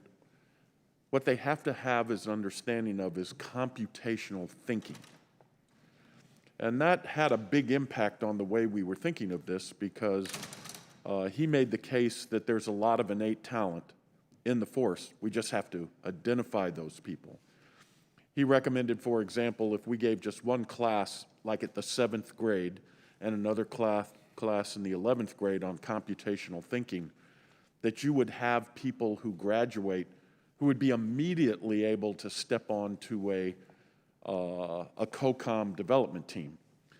So this led us to say we ought to add a section on computational thinking in the Armed Forces, the ASVAB, Armed Services Vocational Aptitude Battery, and identify those folks so that we could do it. So computational thinking is as important for the whole force as the hardcore PhDs who would go into dedicated R&D billets. So that would be one thing that I would say we all need to think about, how we would do that. And we recommend a new National Defense Education Act 2. Mm-hmm. And I would recommend that Congress think about, should there be computational thinking type requirements that we establish to allow the entire workforce that's going into the government and into commercial sector, academia, et cetera, to expand these things. Yeah. I'd also like to go back one of the things on. If I could, I wanted to. Yeah. I'm sorry, sir. Commissioner Schmidt. I'll be really quick here with the question. We talked in the past about China's declarative policy. They want to lead by 2030 in AI, and so why don't we just have a declarative policy? We're going to lead by 2029 and just go do it. We have no idea how China's going to do it. They're just going to say they're going to do it. And frankly, whether or not they're successful, they'll probably say they are leading, in my view. Why don't we just have a declarative policy? We're going to lead in AI. Does being AI ready by 2025 in the DoD as you state in your report, does that equate with the general U.S. leadership if we do the things in this report? If you could answer briefly. It's a component, but not sufficient. We actually call for a Technology Competitive Council to cover not just AI, but some of the other key areas. It's crucial that the United States have a national plan for competitiveness globally that addresses AI, semiconductors, synthetic bio, and a few others, energy, et cetera. Yeah, okay. Thank you. Thank you, Mr. Chairman, for your indulgence. Thank you. Thank you, Mr. Larson. The ranking member of the full committee, Mr. Rogers, is now recognized. Thank you, Mr. Chairman. Can you hear me? Yes, I can. Great. Dr. Schmidt, just to follow up on Mr. Larson's question, is China leading in AI? We spent a lot of time looking at this question, and in general, we are a little bit ahead, but not very much. They have more people coming. We're doing better in algorithms, but they're coming. They are doing better in some industries, in particular in financial transactions, electronic commerce, and surveillance. We're doing better in some other areas of research. It's a close race. At the moment, we're ahead. Our report specifically says that we can lose our lead within a few years. Yes. Well, I share Mr. Larson's and Mr. Lynch's observation. This commission did some great work. This report is not just going to sit on a shelf. We're going to do some stuff here that's really meaningful. So I want to commend all of you and thank you for your time in putting this together because it's going to make a difference. Commissioner Clyburn, I wanted to follow up on Ranking Member Stefanik's questions about how we can get folks into these jobs earlier than the 7-year timeline that it would take to graduate our first class. Yes, sir. Are there some scholarship opportunities that we can provide people now to go to existing universities? We've got some fine existing universities in this country right now that can get some people trained earlier while we're standing up the Digital Service Academy and getting the first few people through there. So we talk about the Reserve Officer Training Corps. We talk about expanding the Cyber Corps Scholarship for Service program that is managed, that is in place. So yes, sir. And there are some things that outside of that that I think are possible. So being targeted and sending the signal. If you were to highlight just the 2 or 3 things that I mentioned, I think that will encourage others to follow. So it's that down payment that we should make with the existing programs and others modeled after successful programs that I think will make a difference and enable us to move in the right direction. Let me also add that not every field requires a degree. We have a great enlisted force. I mean, amazing. These kids know all about AI. How do I know that? Well, they're playing it on their video games. Yep. What they're missing is the linkage between what they're seeing in those games and what they're seeing in our Department of Defense. So with the appropriate certification and badging program, we could also get our enlisted teams up and ready and AI certified and ready. Imagine. Yeah, and that's what I was getting at too. Sir, imagine if you had a call for talent where there was some kind of a test and a competition.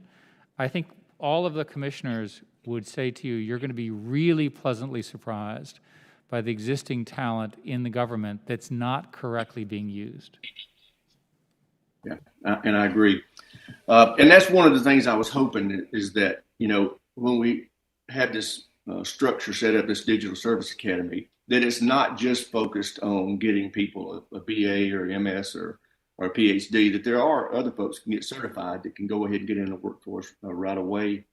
And I'm also hopeful, you know, I first talked about this concept with Dr. Schmidt about a year ago and very excited about it. I'm curious to know, do you envision this being a purely public sector entity that we stand up, or is it going to be a public-private partnership? How do you think it would be structured? And also, I would ask this, you know, obviously this committee is concerned with the Defense Department, making sure we can defend ourselves with these technologies and this skilled workforce. But as you know, the Department of Homeland Security, the Department of Treasury, there are other government agencies that have the same shortfall in cyber and digital employees. Can you see this or envision this one day being opened up to other agencies within the federal government? We foresee it immediately being available for all the federal activities. And I always prefer public-private partnership, PPP, for the reasons that I think that's when America is strongest. Great.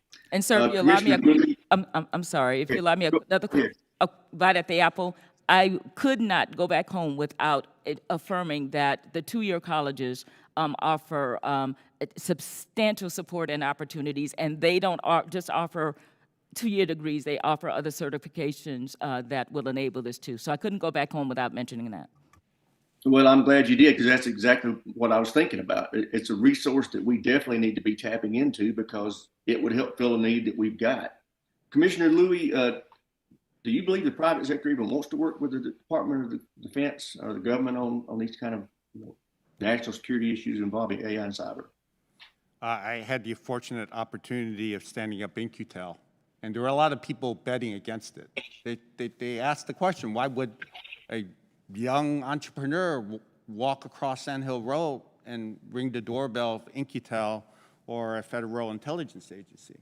Turns out that there are plenty of Americans who want to serve and put their technologies in a way that protects this country. There are some, of course, who will opt out, and that's the American way. We're not China, right? We do not compel companies and individuals to work for the government or give up their information. That sets us different in a better place than I think our competitors. So, great. Thanks, Chairman. Very good. Thank you, Ranking Member, who's got questions. Chair now recognizes Mr. Welch for 5 minutes. Thank you very much. I really appreciate this hearing and the work of the Commission. One of the frustrations that I'm experiencing in listening to this is that there appears to be a consensus, bipartisan consensus, on the absolute urgency of following through on the recommendations that you make. Yet, on a practical level, there's impediments from us doing it. Some are bureaucratic and to some extent, potentially congressional. And I'll start with you, Dr. Schmidt. You mentioned it's the people who are the most important. But if they're in a structure where the mission that they're doing is about overcoming obstacles that hasn't integrated that mission into its stated policy, how do we overcome that?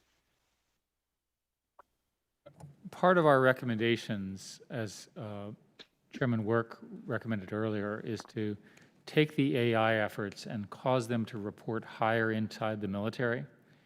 And in the military, because it's very hierarchical, having AI be a major component of strategy at every level is one of the ways that the top-down can work. I always favor a top-down and bottoms-up approach. So I'd like to see a DoD statement around AI that's much stronger than we currently have with the JAIC. I'd also like to have a higher reporting level, more resources, and so forth. But I'd also like to have individual control at the commander level and the COCOM level, where they have flexible teams which can be used to solve important national security problems, which would include AI expertise. You want to get both flexibility for the commanders as well as priority at the highest level. Well, Mr. Work, let me go to you. Thank you for that. What are the implications of a decision that AI is now core and existential to our defense versus supplemental and discretionary, with respect to how it would affect other weapon systems? We have, as one of the witnesses said, we have these huge platforms that have been major components of our defense strategy, and it appears that AI, cyber warfare, is really the biggest threat. So can you just elaborate on what would be involved in a Pentagon shift in thinking, and frankly, a congressional shift in thinking where implications would affect jobs in many members' districts? We do not talk about this specifically in the report, but very broadly, Mr. Welch, we are shifting into an era of systems warfare. Both our adversaries explicitly say this and say the way we will defeat the U.S. military is to have better operational systems. And the way to get there is to inject AI applications and autonomy into the system so it operates at a faster speed and can operate more effectively. So this is a big shift in thinking, going from platform-like thinking to systems thinking, and trying to figure out how these applications improve. And in my view, all you need to have is cross-functional teams that look at, say, our sensor grid. And the cross-functional team says the biggest return on investment is to do machine learning on the sensor so that it can go through the information and just pass on the data that is required, which would make everything go faster, wouldn't clog the pipes, et cetera. And you would have someone do the same thing for our command control and communications and intelligence grids. How would we have an AI-enabled application that would help decision-making?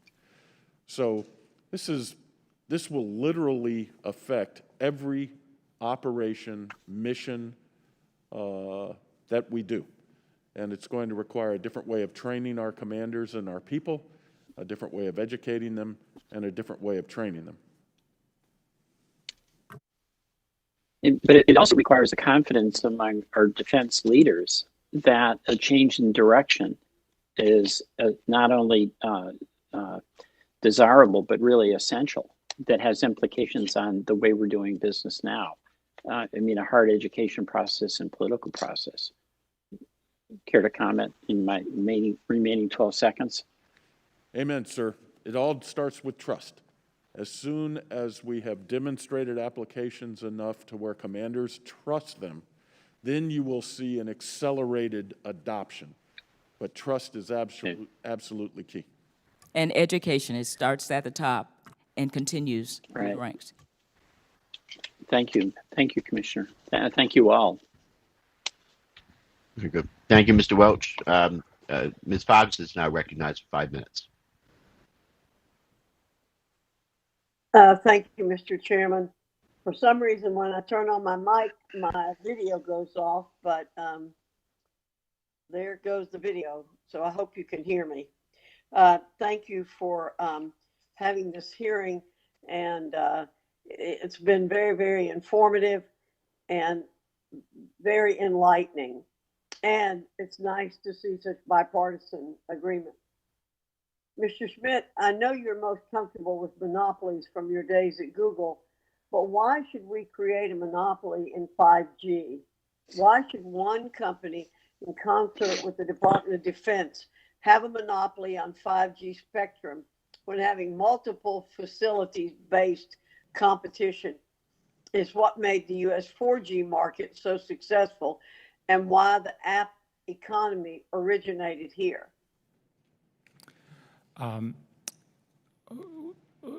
Our report does not specifically suggest what you just asked me about, but let me comment in general that we have taken a look at the 5G situation, and China is perhaps 10 times ahead of us, both in terms of speed as well as the number of towers. They have planned 1.3 million towers, for example, this year in total. And it looks like the leadership that China is going to have in 5G will become a significant national security threat to the United States, partly because 5G is used in autonomy, which we discuss in our report, and also because it will create an ecosystem of applications. Imagine if the key applications that are used 5 years from now are based on the Chinese 5G network and not on American 5G leadership. Over the last decade, we have essentially given up leadership in that area, after having done a fantastic job in 4G. My view is that it is a national security problem that we are not leading in 5G. I'll let you all debate the specific solutions to that. I would encourage you to demand a strategy from the various players that gets us at least equal to China in terms of performance and coverage. Well, thank you for that. You know, it's been reported that the spectrum sharing arrangements would constitute a boon for Alphabet and other big tech firms. The sharing scheme seems to be closer to the nationalization of our spectrum markets than anything else. To be blunt, I think all our constituents, but particularly mine and the ones I hear from, are tired of the stranglehold big tech firms have over the markets. The unchecked power of big tech's ability to corner markets, marginalize competitors, and silence my fellow Americans cannot be tolerated any further. With that, Congress shouldn't be empowering market monopolization in this critical space. Our 5G infrastructure creates the digital highways that artificial intelligence can drive on. And this Congress should not be risking our competitive advantage over China by investing in this untested, unproven nationalization framework. Doing so would put 5G development, rural broadband projects, and even national security at risk. As I said, I believe that there's bipartisan concern about big tech's antitrust problems. May I respond? May I respond, Madam? So, Okay. First place, I no longer work at Alphabet, but I have a large stock position in Alphabet. Alphabet is not one of the beneficiaries of any of these 5G activities at the moment. And the argument that you're making about sharing is not technically correct. Your argument is fundamentally that it would be better to have a highway occupied by one car rather than having a highway have lots of different cars on it. The CBRS auction, which is in the 3.5 gigahertz space, proves that sharing works.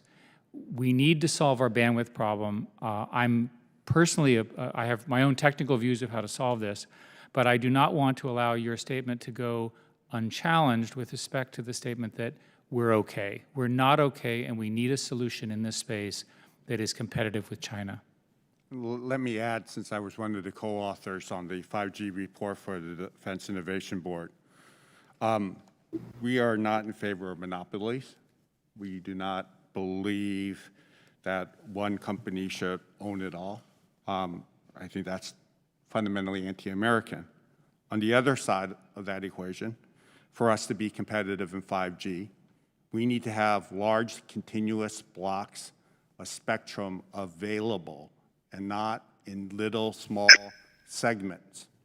Think of it like this. Think of going down the freeway in which you sell each lane to a particular company. And you cannot change your lane once you get on that road. Sharing, particularly in the DoD spectrum, is the only way to allow broader use of our spectrum and protect our military systems. Our radars, our air-to-air, surface-to-air, our satellite comms require sharing. Without that sharing, we will not be competitive. The U.S. 5G is one of the slowest in the world. Where our average throughputs are less than 50 megabits compared to China, which is going at 300 megabits, going to 1 gigabit. If we want to be competitive and we want AI to ride on the information highway, we got to free up the lanes. One car a lane is not a solution. Very good. Thank you, Buzz. I want to build on something also that Representative Rogers mentioned. And briefly, the generator's time's expired, but briefly. Well, I want to push certification, Mr. Chairman. I think we need to get alternatives to baccalaureate degrees and push certification where we can. Thank you for indulging me. Certainly. Thank the gentlelady for her lines of question. Mr. Khanna is now recognized for 5 minutes. Thank you, Chairman Langevin, and thank you to Dr. Schmidt and particularly Commissioner Clyburn and all the commissioners for your excellent work. Before I get to my question, I do have to address what probably should be the headline of this hearing, Representative Grothman's comments that somehow that the smartest immigrants are going to Australia and New Zealand, and we're not getting the smartest immigrants. I have a number of comments, but I guess I, just for educational purposes, maybe Dr. Schmidt, could you comment on the intelligence of Sergey Brin and Satya Nadella and Eric Yuan and I don't see Australia and New Zealand having produced all these tech companies. I mean, how would you characterize the quote unquote intelligence of immigrants coming to the United States? America has benefited enormously from high skills immigration. I have personally been the beneficiaries of the companies that I have been working for. We're founded by such people, and they're incredibly brilliant. We need them to drive our tech sector. We need to create wealth in our stock market. We need them to help pay the taxes for our government. I can go on and on about the quality of immigration. At one point, I was sitting at Google, and I realized half the people in the senior executives were immigrants, many of them from Southern Asia. You know, the other thing I think I understood Congressman Grothman to be saying is that we should have some kind of math and science requirement for immigrants. I think the American public would love to have a math and science requirement for members of Congress. I think that would probably be a better start. I would challenge Congressman Grothman, maybe you and I can take a math and science test and have some of our immigrants also take a hypothetical test. And my guess is I wouldn't be surprised what the results are. I hope you'll take me up on that. But what do the commissioners think of the idea of having a math or science test for immigrants? I don't understand. Did Madison or Jefferson put that in the Constitution that we should have math scores for who we should let into this country? Would any of the commissioners please comment on that statement?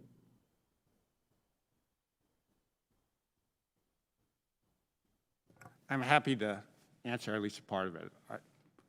The particular line of questioning around having science and technology skills for our recommended visas for anybody with a degree in S&T is pretty straightforward. I don't think any of us are advocating that we should have a generic test like the way you had to pass the other immigration examination on American citizenship or any other kinds of activities. But we need science and technology skills, and that is clear. We are not going to be competitive without that talent. We need to grow them internally. We need to get them from outside. And we need to encourage people who are educated in this country by our very best universities, both public and private, to allow them to practice their knowledge in the United States and not abroad. Absolutely, I agree with that. But just to be clear, you could clearly disagree with Representative Grothman's suggestion that somehow we should have a math or science requirement for our immigrants. I don't believe that was the question I was answering.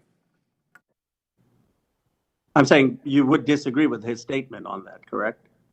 And the commission would. I don't think anyone in America, a reasonable person, thinks we should have requirements for immigrants to take math and science tests. Yeah, in the excessive clarity, the report does not make a claim in this area. And so speaking for the commission does not take a position on this. We have said repeatedly, high skills immigration in our nation is very important. And let me just change directions because I was just so struck by those comments of Representative Grothman. I thought they had to be addressed.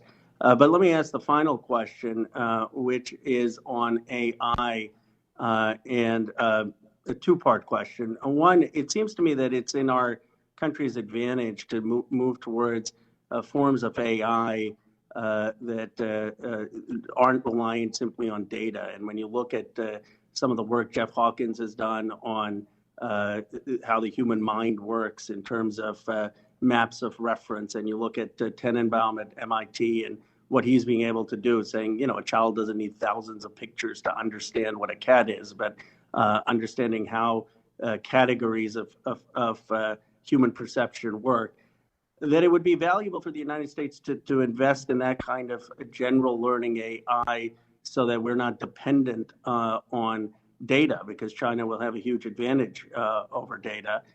If you could address that, and then second, address what it means for us to have human judgment still and human control so that the defense decisions are not being just made by algorithmic AI, but by people really still having human judgment over that.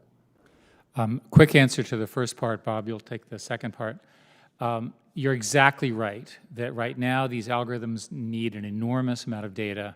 There's very promising research about much more limited data training models, and I think eventually this issue around data will become less important, and the rise of this next generation of algorithms that you have suggested will be the story. It's crucially important that this next generation of algorithms get invented in the United States. Bob? DARPA describes AI coming in 3 waves. The first wave was what it refers to as expert systems. These are physics-based models that are quite capable, but they have now been supplanted by second-wave systems, which are statistical machine learning. There are a lot of applications still for first-wave systems. So I would agree with you that there will be applications that just are physics-based models or rules-based models, if then. They're very, very good to explain, like if you had a safety accident, you can go back through the coding and say, this is exactly what caused the accident. And in machine learning, sometimes we won't know exactly why the algorithm chose the action that it did. As far as defense decisions, the clearest expression that I can offer you, sir, is DODD, Department of Defense Directive 3000.09, for example, that says, for weapons with autonomous functionalities, they will be designed and operated to maintain appropriate human judgment over the use of force. Period. End of story. The DoD Law of War Manual says you cannot transfer responsibility to machine under any circumstances. So in my view, the Department of Defense has been very clear that when it comes to decisions over human life, that will always be a human making those decisions. We also make a clear recommendation that we should declare that machines will never, ever be given the authority to order a preemptive nuclear strike. The use of nuclear weapons should be off the table, and we should enter in discussions with all of our rivals to see if everyone would agree with that. Yeah, let me just add. Thank you. Yeah, please. Thank you. Briefly, the gentleman's time's expired. Yeah, just quickly, look, we were very clear, not only in 3009, that we must continue to comply with international humanitarian laws. That's what separates the U.S. from some of our competitors, and that commanders be held accountable for the deployment of any such weapons onto the battlefield. Yeah, and it's why I'll just comment that why it's so important that we have international engagement and leadership on AI. Although we may view things that way, other countries that are not necessarily friendly to us may view things and do things very differently.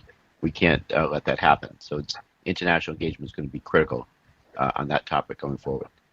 Mr. Khan, thank you for your questions. Thank you. Mr. Moore is now recognized for 5 minutes. Thank you, Chairman. I'm encouraged by Commissioner Clyburn's focus on retention.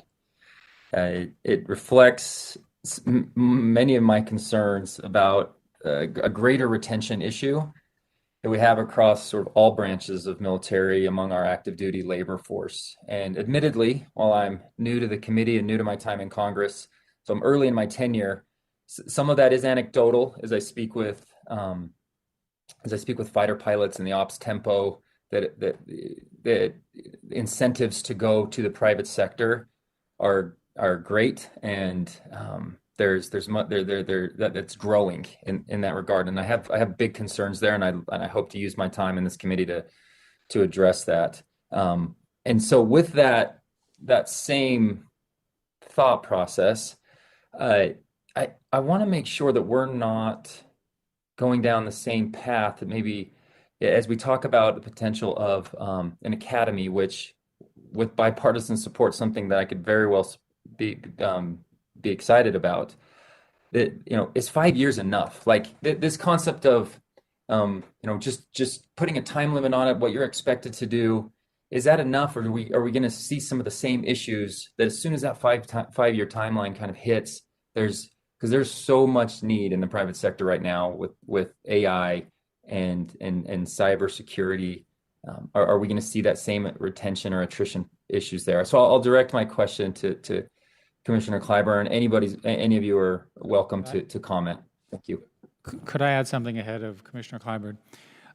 I was really struck in my work with the Defense Department of how many people worked there for low pay and in difficult conditions because they were patriotic. And the ones that I spoke with did not fundamentally leave for money. They left because the opportunity in their career was more interesting in the private sector, that the work that they wanted to do, they could not do while as federal or military employees. That's got to get fixed. To provide leadership at the national level, we're going to have places for these people to serve while they're in the government. And this is true not just of the DoD, but any aspects of the federal government. We've stated earlier, we believe these people to exist, we believe they're already in your employee, and we believe they're underutilized. To me, that's a big priority for this committee to think about. How do we create it so we keep these people rather than allow them to become disaffected and then leave for higher paying jobs? Commissioner Clyburn? So I will do something that's unusual and be brief. I believe what we can do and what we should do is ensure that the tools and the infrastructure inside of government for those who want to stay, who are willing to stay, as the chairman mentioned, that they have the tools needed in order to be productive, in order to be challenged, in order for us to meet our national security objectives. That's the biggest issue. It's the frustration inside of the infrastructure that needs to be fixed. So if we fix that, I don't think we will have as much of a retention problem. Those who want to run after money, they will do so. But there are more people who want to serve, but they are not going to go to work every day and get frustrated about being onboarded, and a lot of the other issues that we enumerate in this 450-plus pages of light reading. Let me just add 10 seconds to this. Well, in our discussions, both in the AI Commission and in my work with the DIB, it was pretty clear we had a large number of junior officers departing. And the reason why they were departing was because of the lack of understanding by their senior officers of what these technologies can do. And that frustration forced them to go choose employment elsewhere. They're committed to this country, they're committed to the services, but we need to educate our seniors, not just our junior officers. There's an incredible amount of bureaucracy that does exist in these situations. I think that actually gets to a lot of your points. I support that and hope to be a part of finding ways for that labor force to be engaged and committed to continuing to move forward. Because while it's a great thing for our private economies to have such good training at the government level, we do have to address this. So I appreciate those comments and hope to work with you on all of that. Thank you. I yield back. Thank you, Mr. Moore. Mr. DeSaulnier is recognized for 5 minutes.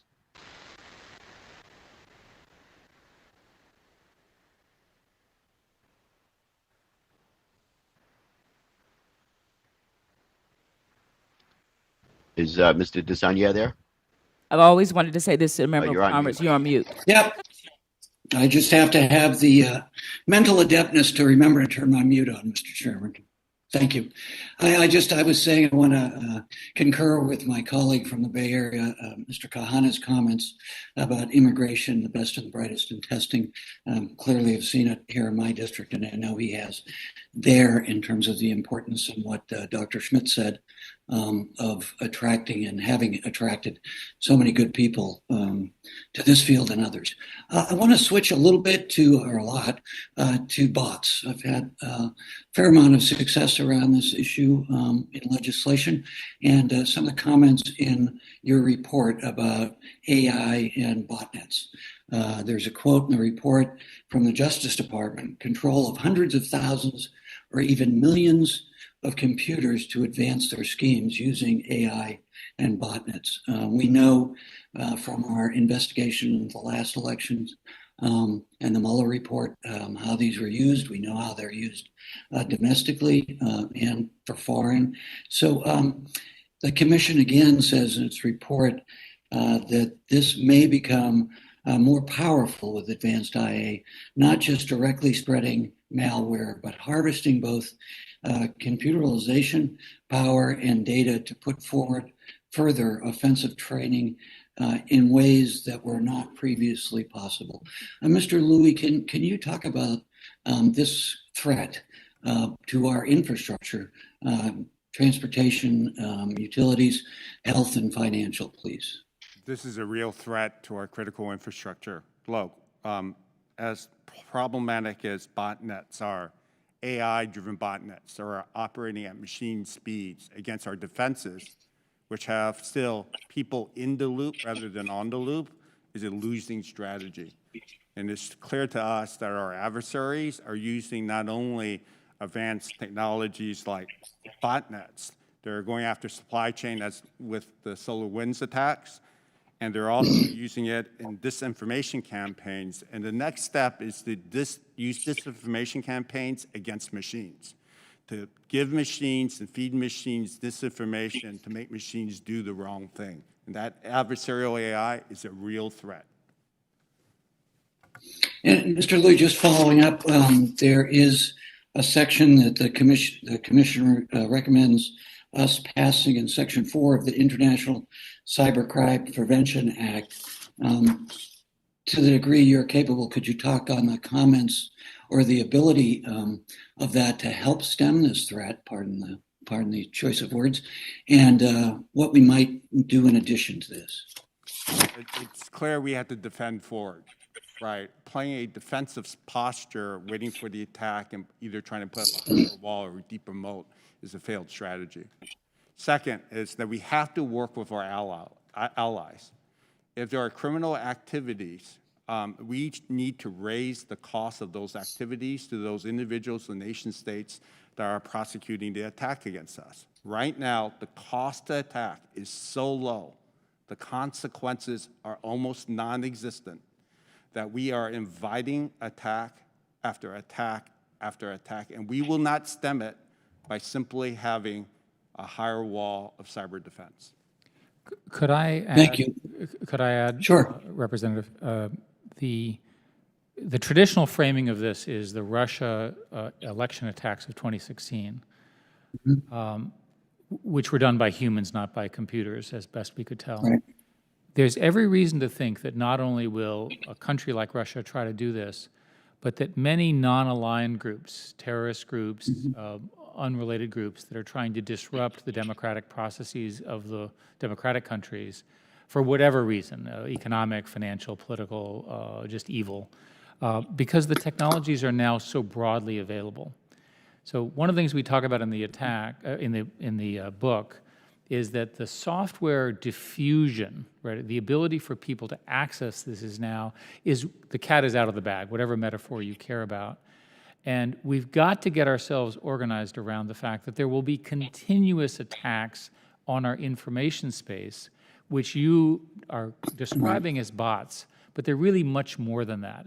It's attacks in terms of the quality of information, the targeted information, attacks on the individuals involved, misusing their personal information. And this is also a national security issue coming forward. And I would add in the sophistication of neuroscience and targeting, not just to individuals and demographics, but as you know. Dr. Schmidt, if I could just want to take this opportunity because you're here as somebody from the Bay Area who's very proud of our tech industry, but recently has become critical and chagrined. In sense of national security, we often hear about scale. It's important to have scale, not just in tech, but in finance. We heard it. So could you comment on that just briefly?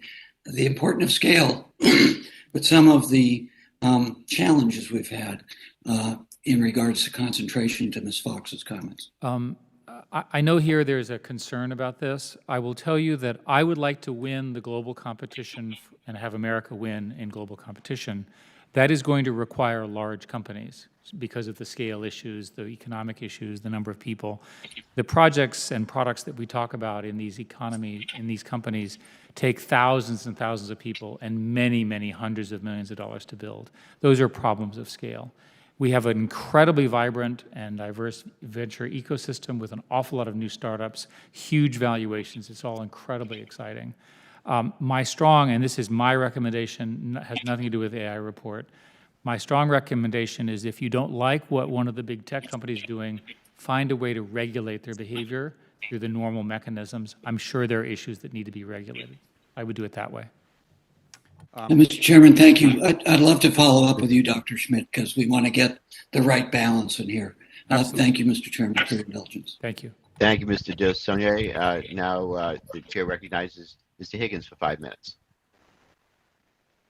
Thank you, Mr. Chairman. The time and the purpose of this joint hearing is crucial. As we discussed last month in our joint hearing with the House Homeland Security Committee, our foreign adversaries have elevated the battlefield into the cyber realm, artificial intelligence, and let us not fail to observe the Chinese tremendous advancements in quantum technologies, which I believe is inseparable from the conversation regarding artificial intelligence. And I would like to ask the panel, I want to get to my question rather quickly because I expected answer to be complex. The theft of our technologies, as of last year, as recently as last year, the FBI advised that they're investigating more than 1,000 cases of Chinese theft of U.S. technology. That's inside our universities and our government research and development laboratories. I believe, and I would like the panelists to consider how we take further action to protect our technologies. The report that we're discussing today is incredible work.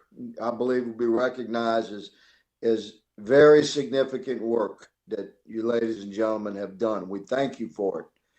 It's going to take us a while to get our head wrapped around this, but a line struck me from your report. You stated that for the first time since World War II, America's technological predominance, the backbone of its economic and military power, is under threat. And that's a quote.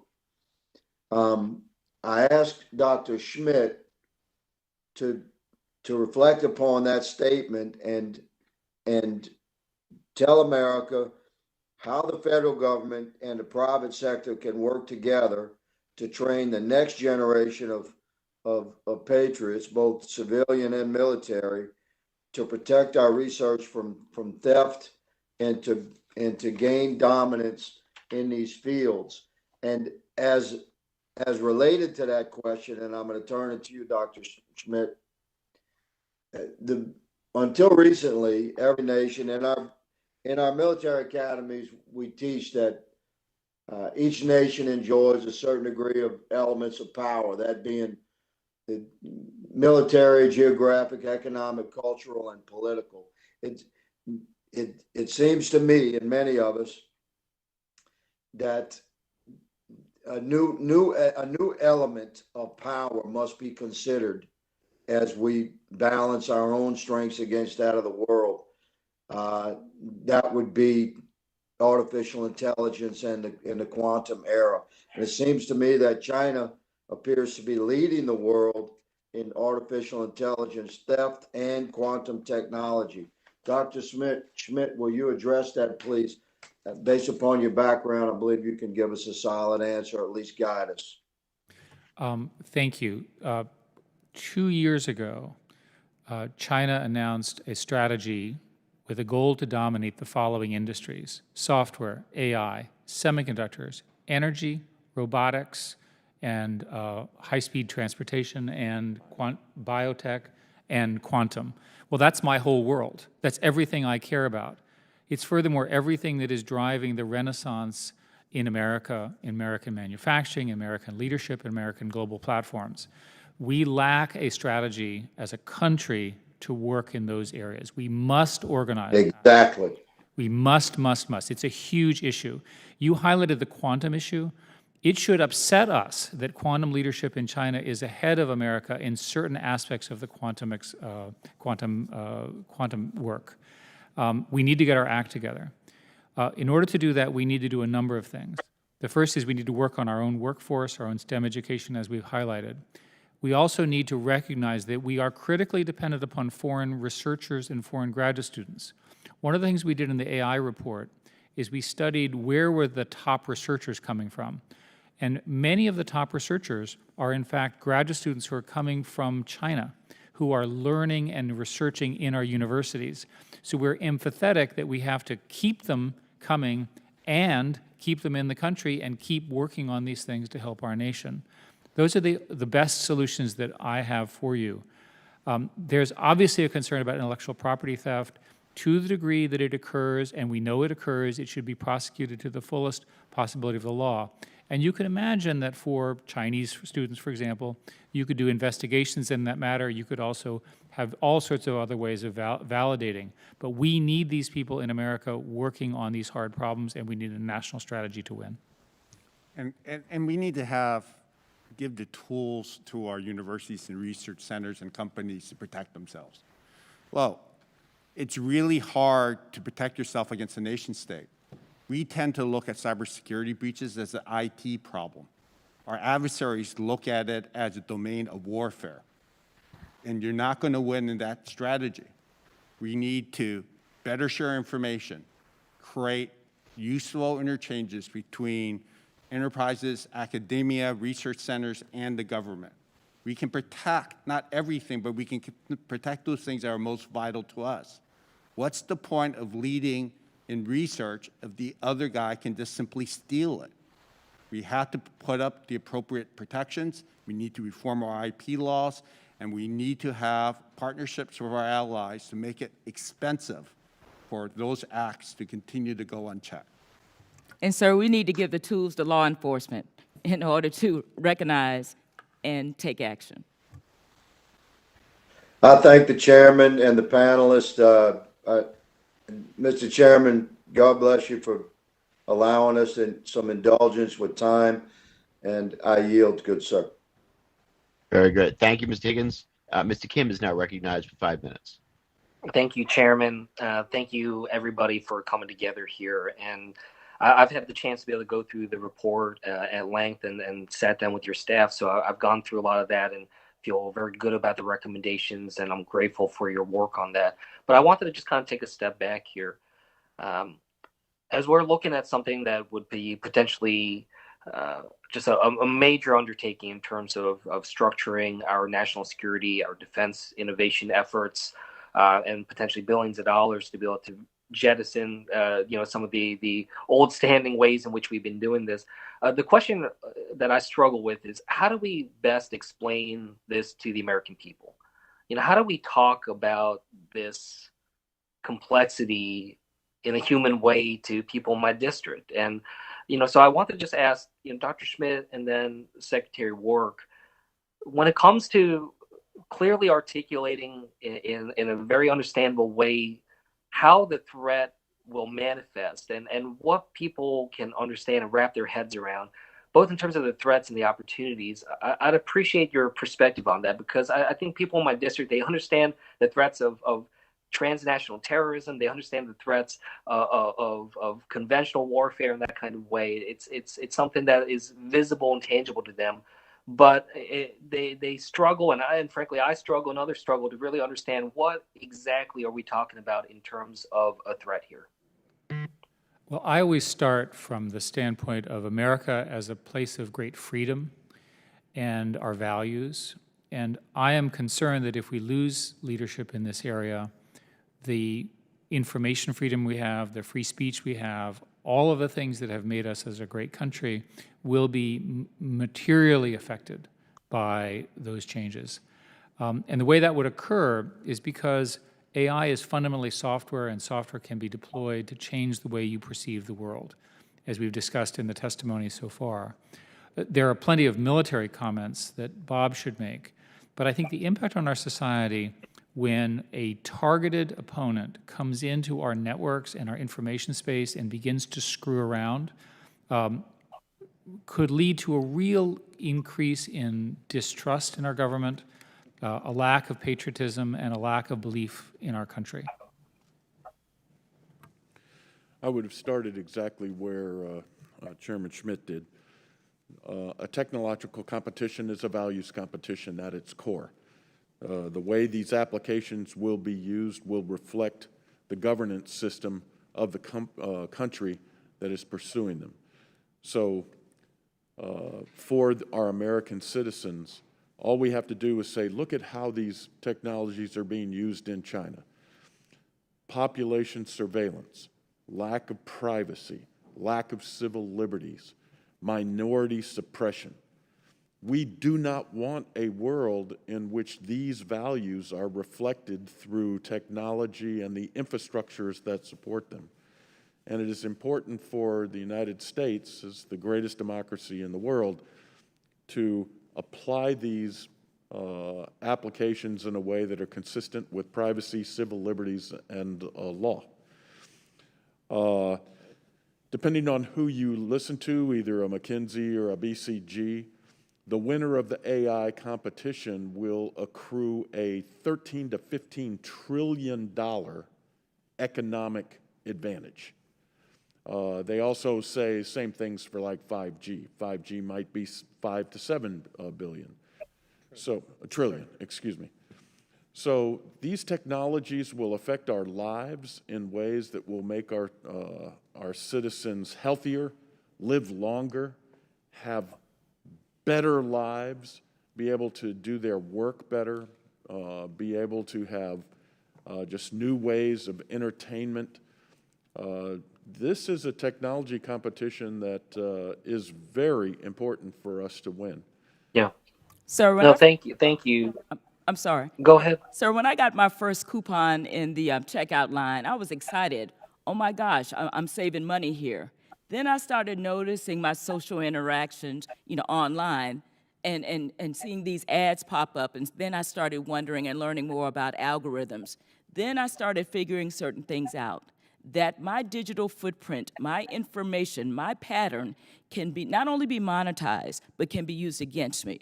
So when it comes to what we're speaking of today and explaining to your constituents, everyday people who are trying to save money and trying to make their lives easier, that convenience used in the wrong way, in the wrong hands, could make us the most vulnerable people ever. And that's why this is important. Thank you. Well, look, I'd like to be able to build out that story and that narrative with you all. So let's keep working on that. Chairman, I yield back. Thank you, Mr. Kim. Mr. Johnson is now recognized for 5 minutes. Johnson from Georgia. That's you, sir. All right. Thank you. I want to thank you, Mr. Chairman, and also Chairman Lynch for holding this hearing. China has embarked on what the Commission described in its report as a, quote, multi-pronged campaign of licit and illicit technology transfer. In effect, the Commission argues, China is using American taxpayers' dollars to fund its military and economic modernization, end quote. By some estimates, China's technology theft costs the United States between $300 billion and $600 billion a year. One of the several ways that China is seeking to gain a competitive edge is through venture capital investments in US-based AI startups. In response, the Commission recommends in its final report that Congress require investors from U.S. competitors to disclose transactions in a broader set of sensitive technologies to the Committee on Foreign Investment in the United States. Mr. Louie, how broad is Chinese investment in U.S.-based AI startups? The Chinese are both companies as well as regional and university organizations are active throughout the entire United States doing investments. Some of it's benign, some of it's just because they want to make money, some of it's suspect. But here's our challenge. CFIUS still remains fundamentally a voluntary series of regulations. We need to make sure that it is no longer voluntary. If you're taking money from potential adversaries or competitors like China and Russia, it needs to be disclosed. Second, we have to make, and we've been waiting for years now in the technology community, for the list of the critical technologies that will be deemed critical for the United States. We still have not produced that list. Technology companies are guessing on whether or not something requires disclosure or not. We need to make it clear that these kinds of technologies like AI, like microelectronics, like quantum computing, any of these critical biotechnologies, any of these critical areas, if you're taking direct foreign investment or indirect investments from these nation states, they need to be disclosed. Most will be fine, but a few of them may not be. But we need to know, and companies have a responsibility to disclose that.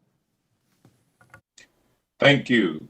What regulatory framework for disclosure of transactions is currently in place for venture capital investments? And how would requiring disclosure to CFIUS help to protect sensitive AI technologies? It's hard to protect what you don't know that's happening. So the first one is just bring that knowledge up. Second is for those critical pieces of technology that we deemed as critical, we need to make sure that state is empowered and has the skill sets to review those technologies aggressively. We have this thing called a short form and a long form that you have to fill out, right? There's a lot of paperwork in the long form, and the short form is a little bit easier. I think we should take a look at the filing requirements, particularly for venture capital, and to make sure that people are well educated in this regulatory regime. The good news is most tech companies, even early startups, use very competent law firms. Having the law firms be a partner in this matter is going to be really critical for us to be able to not only protect the technologies, but quite frankly, protect those entrepreneurs' technologies. The last thing an entrepreneur wants to do is take some technology that they put their hearts and lives in and have a competitor overseas suddenly show up with that technology and compete against them. Thank you. Would any of the other panelists like to comment? Okay. In a July 2020 report, the Center for Security and Emerging Technology at Georgetown found that out of 208 global Chinese professional associations, or CPAs, more than half advertised on their websites that they, quote, exchange technical information, bring scientists to China, or contributed to specific Chinese talent plans, end quote. Interestingly, however, the report also found that CPAs that advertise the transfer of technology in Chinese also are more likely to omit this information about that aspect of their missions from the English language versions of their websites. Mr. Louis, why might CPAs hide this information from English-speaking members? If you could answer briefly, please, Mr. Louis, because the gentleman's time's expired. I think it's difficult to read people's minds, but I would say that they are clearly attempting to encourage American companies to put technologies overseas. And my biggest point is the relationship between technology transfer U.S. to China and China to U.S. is asymmetric. For Americans to invest in Chinese companies require huge amounts of Chinese regulatory hurdles that you have to come, whereas Chinese investments in the U.S. has almost none. And we got to fix that asymmetry. It doesn't help us in either direction. Thank you. I yield back. Thank you, Mr. Johnson. Ms. Houlihan is now recognized for 5 minutes. Thank you, Chairman, and I hope you all can hear me. I have a lot of questions, and so I'll try and move through them quickly. My first set of questions is for Chairman Schmidt. I really appreciate the Commission's conclusion and recommendations that help us find and build a full-time cadre for public servants with digital experience. And our success and failure in this definitely will hinge on the federal government's ability to compete with the private sector. And I'm really enthusiastic about the idea and concept of a digital service academy, but I'd like to hear more about your cost estimates for that, time and other resources, what it takes to get this kind of an undertaking off the ground. And could you also talk us through your cost-benefit analysis, if there is one, of alternatives that might be less expensive, like perhaps dramatically scaling up STEM-focused ROTC programs, such as the one that I participated in? Perhaps Commissioner Clyburn would like to help me.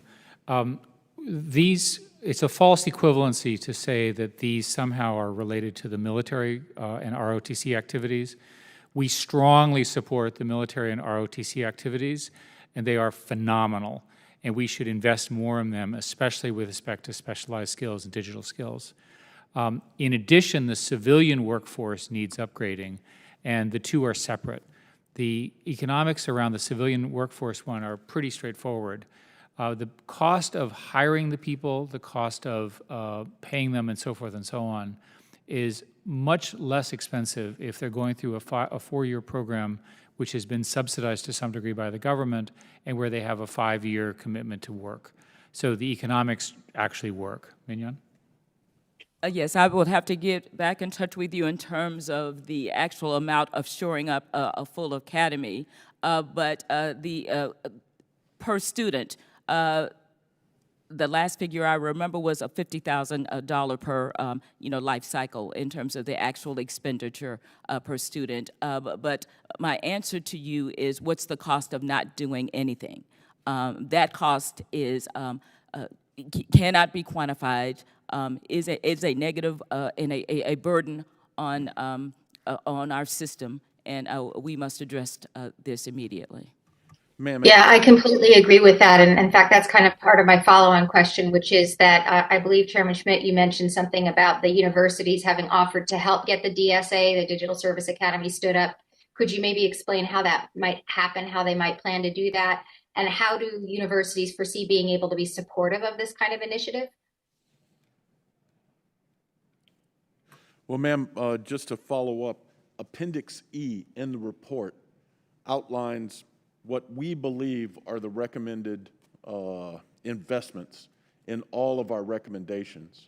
Our estimate for the Digital Service Academy is that a $40 million initial investment would get us on the way. We did not make a calculation on how much per year. But for example, the STEM core or the digital core in the Department of Defense, we thought $5 million in FY22 and $5 million in FY23 would allow you to essentially start the framework. And the National Reserve Digital Corps managed through the Office of Management and Budget about $16 million. Now, these are very... And that actually leads, and I'm sorry to interrupt, I'm just trying to make sure that I ask, probative questions that help kind of get us to where we need to be, which is, I believe, in support of these kinds of ideas. This last question is for Commissioner Clyburn, and it has to do with the digital core that we're just talking about. I'm also really interested in the idea of a reserve component. I also was a reservist myself for many years and was never, frankly, called upon. I'm an engineer, and I was wondering if you might, kind of think about how to imagine the opportunity for people to participate in that while coming in and out of the private sector. How do you recommend the idea of, and how do we address potential conflicts with that? Your last thing was potential. Well, let me say that the benefits are many.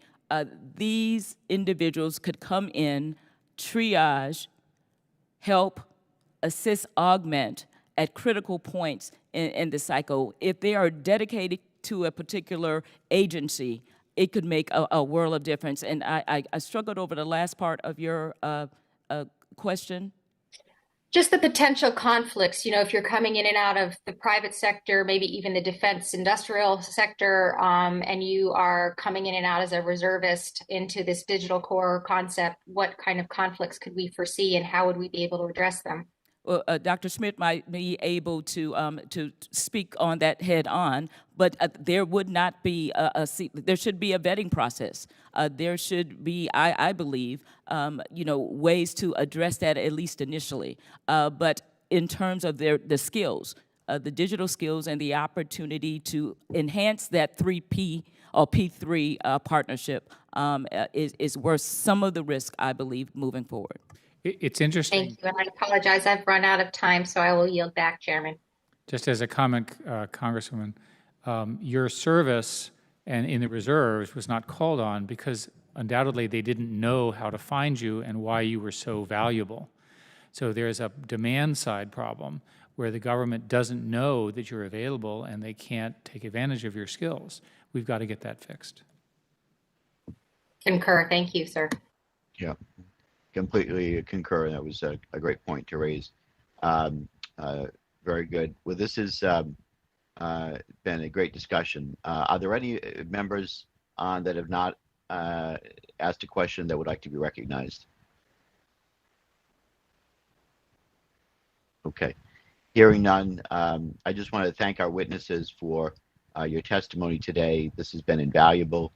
The report that you've produced is going to be both foundational and enduring, I have no doubt, as we confront the challenges and opportunities presented before us in harnessing the power of AI.